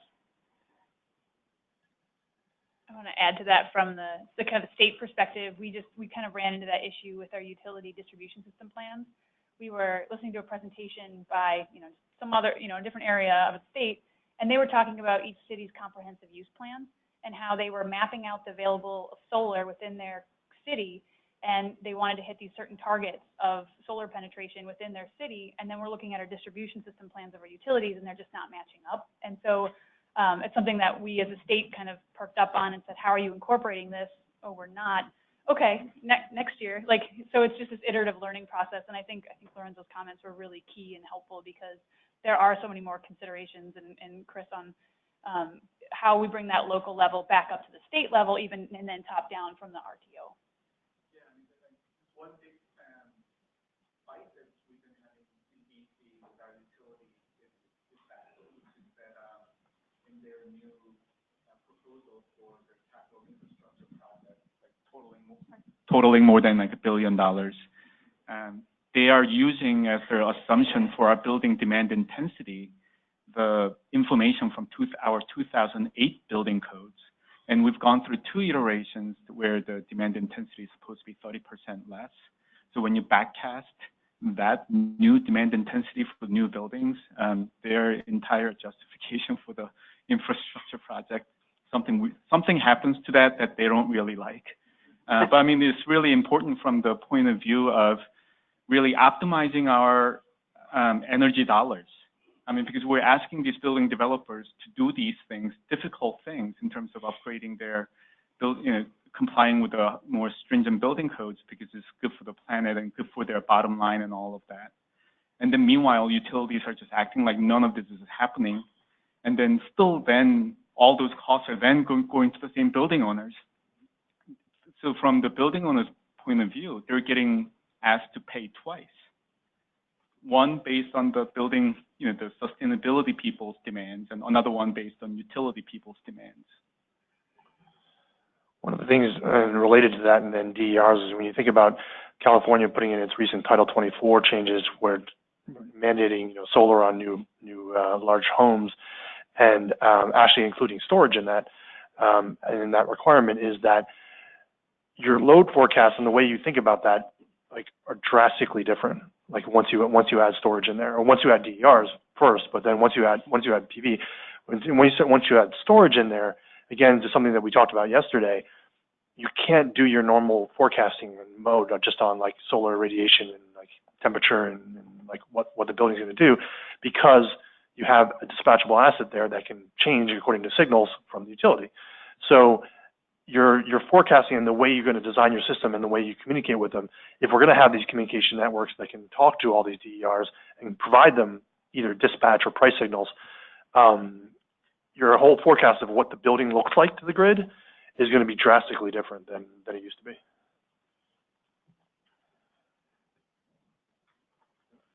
Okay. This is going to be more of a story than a question, but I think it has implications for the GWAC stack. It has implications for things I heard from Ted just now. It's illustrative of the challenges before us, right? So how many have actually been to a utility distribution control center and watched what those people do for an hour or two? Okay, excellent, excellent. If you haven't, really encourage it because you learn a lot in those 1 or 2 hours.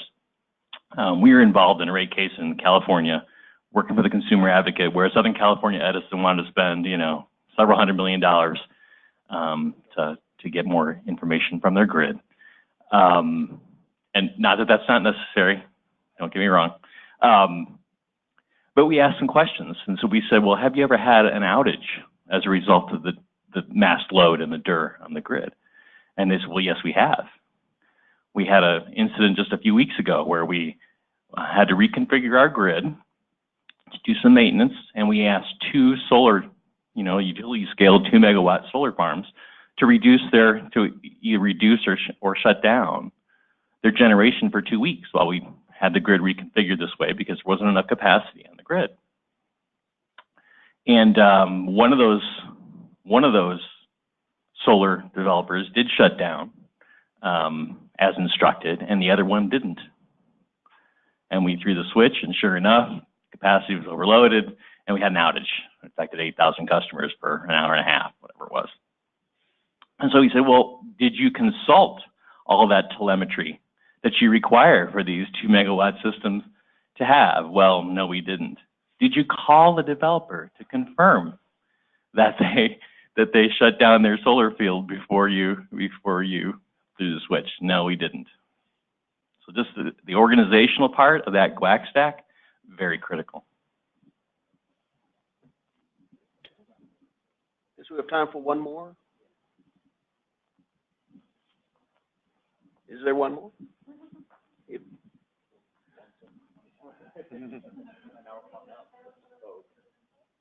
Well, I think the clock has expired.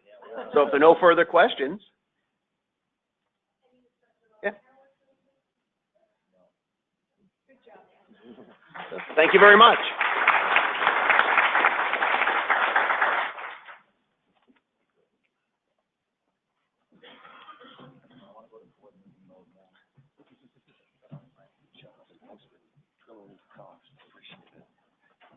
Again, thank you very much to Michael and the panel. As we prepare to head into the final opportunity for us to be engaged in the discussion piece of the puzzle here, just a quick reminder that we do have the evaluations, and the evaluations are very important for us at NCEP as we look ahead to planning next year's annual meeting. So please take time to fill those out. If you think we need more breaks, if you think we need longer sessions, and whatever it is your recommendation is, those are not ignored, and we certainly do appreciate you taking the time to fill those out. So also too, and I know that this is probably something I want to say in wrap up, but as I see Danielle starting to put some things together, I just wanted to make sure that we did a very special thank you to all of the NARUC and NCEP staff support that we've had here over the last day and a half. Charles, Carrie, Danielle, Chris, for everything that you've done. You've really made this run very, very smoothly. As I filled out my evaluations, one of the things that I did comment on was one, just how you were all able to keep this on track so that I could actually plan a phone call during one of the breaks. So thank you very much. I think with that, then we're ready for the last opportunity for us to put in some more Post-its and add some more areas of interest from us based on some of the panels that we've heard this morning. And so now that we're ready for that, I will go ahead and pass it on to Danielle. Thank you so much. Okay, we're in the home stretch, everybody. This won't take 45 minutes. So we wanted to reflect specifically recognizing that today we dove in more deeply on the communications challenges and needs for T&D coordination. Thank you, Paul. We wanted to revisit our examples, resources, and key questions or research needs around that communications portion in particular. So I apologize if I disturbed anyone in the back earlier today when I was writing down sticky notes and taping them up, but I will share with you what I wrote. I'm sorry, I'm trying to do this without hurting anybody's ears. I will share with you what I wrote, and then, as we did yesterday, looking forward to additional input on examples, resources, etc. So on communications examples specifically, we heard mention about the MISO MaxGen event. Thank you, Marcus. The IEEE 1547 pilots being run by IEEE. Thank you, Jason. And the Minnesota Commission interconnection update. Thank you, Tricia. We also heard reference at various points to SEPA and GMLC's plug and play challenge that I added here, and the open source, sorry, Carrie, I'm going too fast. And I think I heard reference to open source backbones.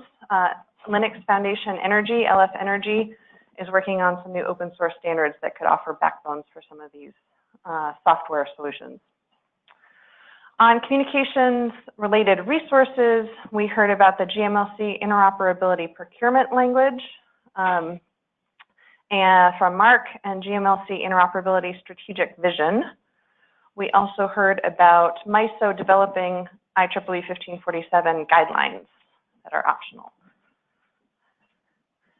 And then on key questions and research needs, you know, the really big one, in this space, how to define IEEE 2018 functional requirements and ensure that they are implemented as underlying theme from the entire morning here. So I wanted to, as we did yesterday, start with the examples and ask if folks are aware of other examples around communications, standards, challenges, opportunities for improving T&D communications that will enable the kind of coordination that we spent all day yesterday discussing to add to our plug and play challenge and our various pilots, MISO and Minnesota activities. I realize we don't have anything up on California here today, which is probably not quite right or comprehensive. Do we have any other?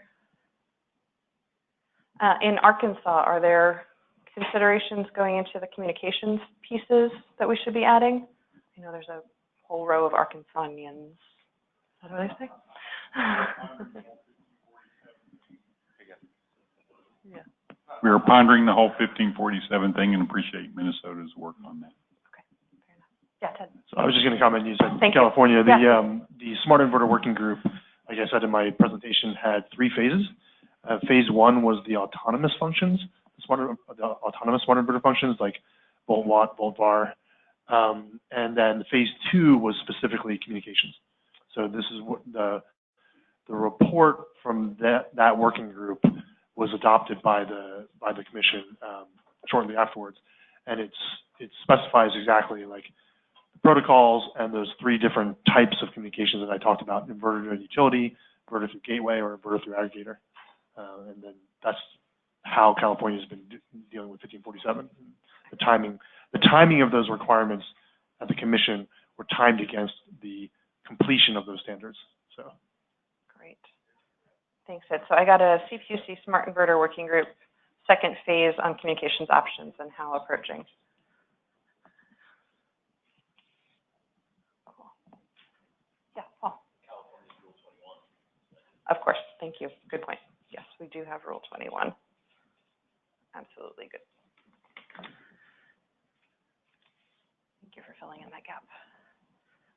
Other communications related examples. Are there from other markets? We talked about MISO. I don't know if we've got PJM anymore in the room. Or we don't have New York. Okay. All right. Resources. So I didn't actually put IEEE 1547 itself, the document.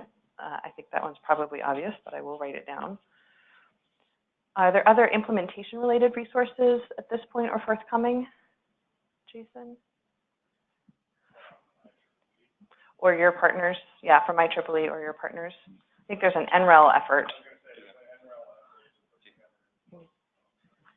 There's a NREL effort that's being put together to consolidate a lot of these resources for people in this audience or even other stakeholders to go to.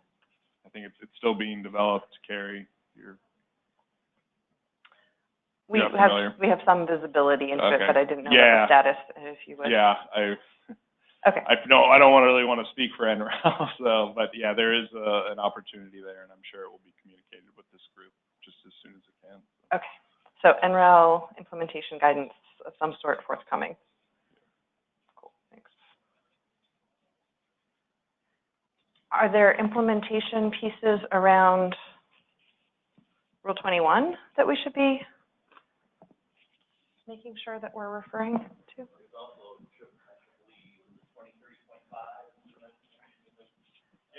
2030.5, yep. 2030.5. Great, thanks. Good point.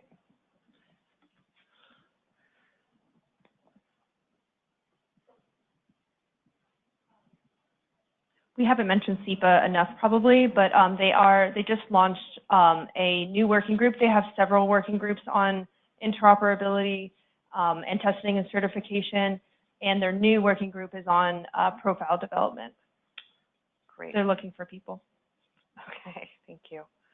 SEPA working group on interoperability profile development specifically. If any state member, PUC or otherwise, is interested in joining a SEPA working group, please get in touch with us because we can connect you to the right folks to get you involved. Thanks, Carrie. I got one. Yeah, go for it. IREC, they released their updated model interconnection just yesterday. guidelines. Yep.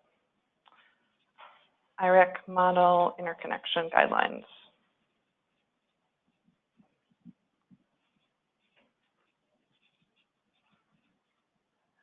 All right.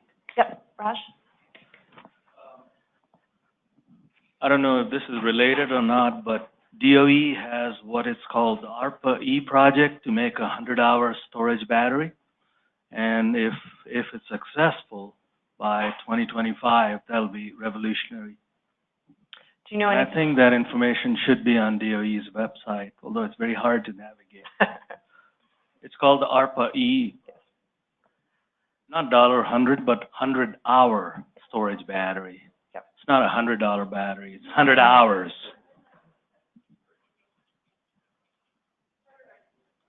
Exactly. Thank you.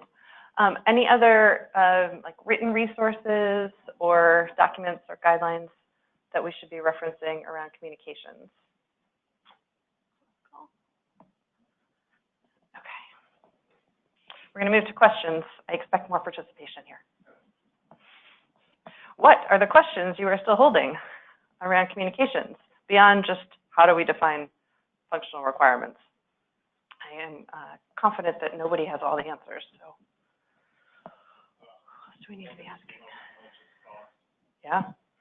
Not an easy one to answer, but I think it's something that I've been asked before, and I think a lot of people in here have asked. So might as well put it up there. Yep. How much does / will it cost to roll all this out? In conjunction with that, how much will it cost not implemented? And absolutely. How much will it cost to not implement it? Different people are probably going to be bearing the burden depending on what you choose. Yep. Okay, thank you. Can we include a question about how can we determine the robustness of existing communications networks? To compare to the Sure. future. Because when we talk about 99% coverage, I seem to drive through the 1% they don't cover quite often. That's right, outside of cities.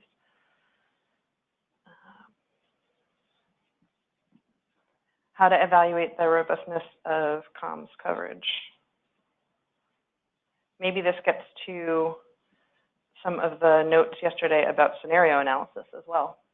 Under different scenarios, what does this look like? Along the same line, there was a question about a hybrid approach, which and I think it came from that gentleman over there, and it seemed like that sort of resonated with me when you look at $50,000 to $150,000 per mile for an electric utility to build out its own system. At what point do you look through the robustness but find out what a hybrid model might look like in any given scenario? I have, how is a hybrid approach to comms viable? Wally? We have a DER workshop process going on for the next year or more. And all of our co-ops, 17 of whom, which we regulate lightly, and their G&T provider have asked to be exempted from all things DER. So I guess my question is there a threshold size below which they can ignore this, or should everyone seems to me like is going to be affected by this, whether they want to be or not. But that's a question that concerns me. Threshold size for a utility, threshold proportion of DER. I guess I'm wondering, is there such a small utility that has 9,000 customers and smart meters and does their own thing? Can they ignore this for a while, wait to see what the larger utilities do, follow in the wake of that? That's the kind of question I have. Great. Is there a threshold size for a utility to prudently keep waiting? I hope that captures it. Others? Other questions that we need to send some researchers out for?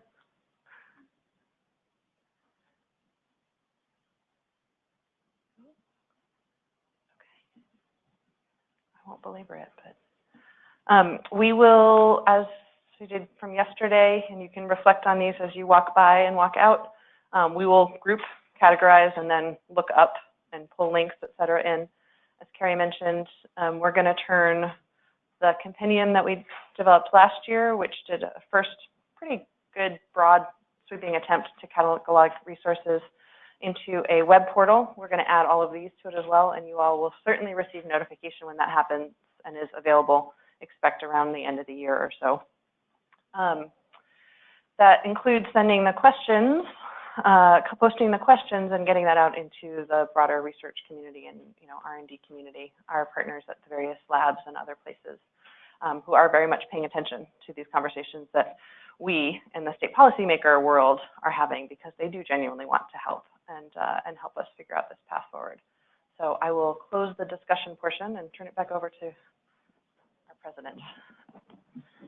Well, thank you again, Danielle. And just another, if we could, maybe just a round of applause for Danielle, Dominic, Charles, Carrie, and Chris. The amount of work that they put in before we got here, and obviously I was getting emails from some of them at 2 a.m. The other night. I didn't read them until 6, but certainly they were doing a lot of work behind the scenes. Another reminder, too, to please fill out the evaluation forms. They're extremely valuable to us. And then on just a final note, I always enjoy coming to these events because I get an opportunity to see a lot of old friends and make some new ones. But more importantly, get an opportunity to learn from some very bright and very smart people. And I look forward to seeing how this all evolves over the next few years. Certainly is a lot to think about as a regulator, and certainly has been a very robust conversation for the National Council for Electricity Policy. Again, thank you to all the panel members and all the moderators who gave up their time and did a lot of homework in order to provide us some very valuable information. And I wish you all safe travels home. And again, thank you very much for your participation.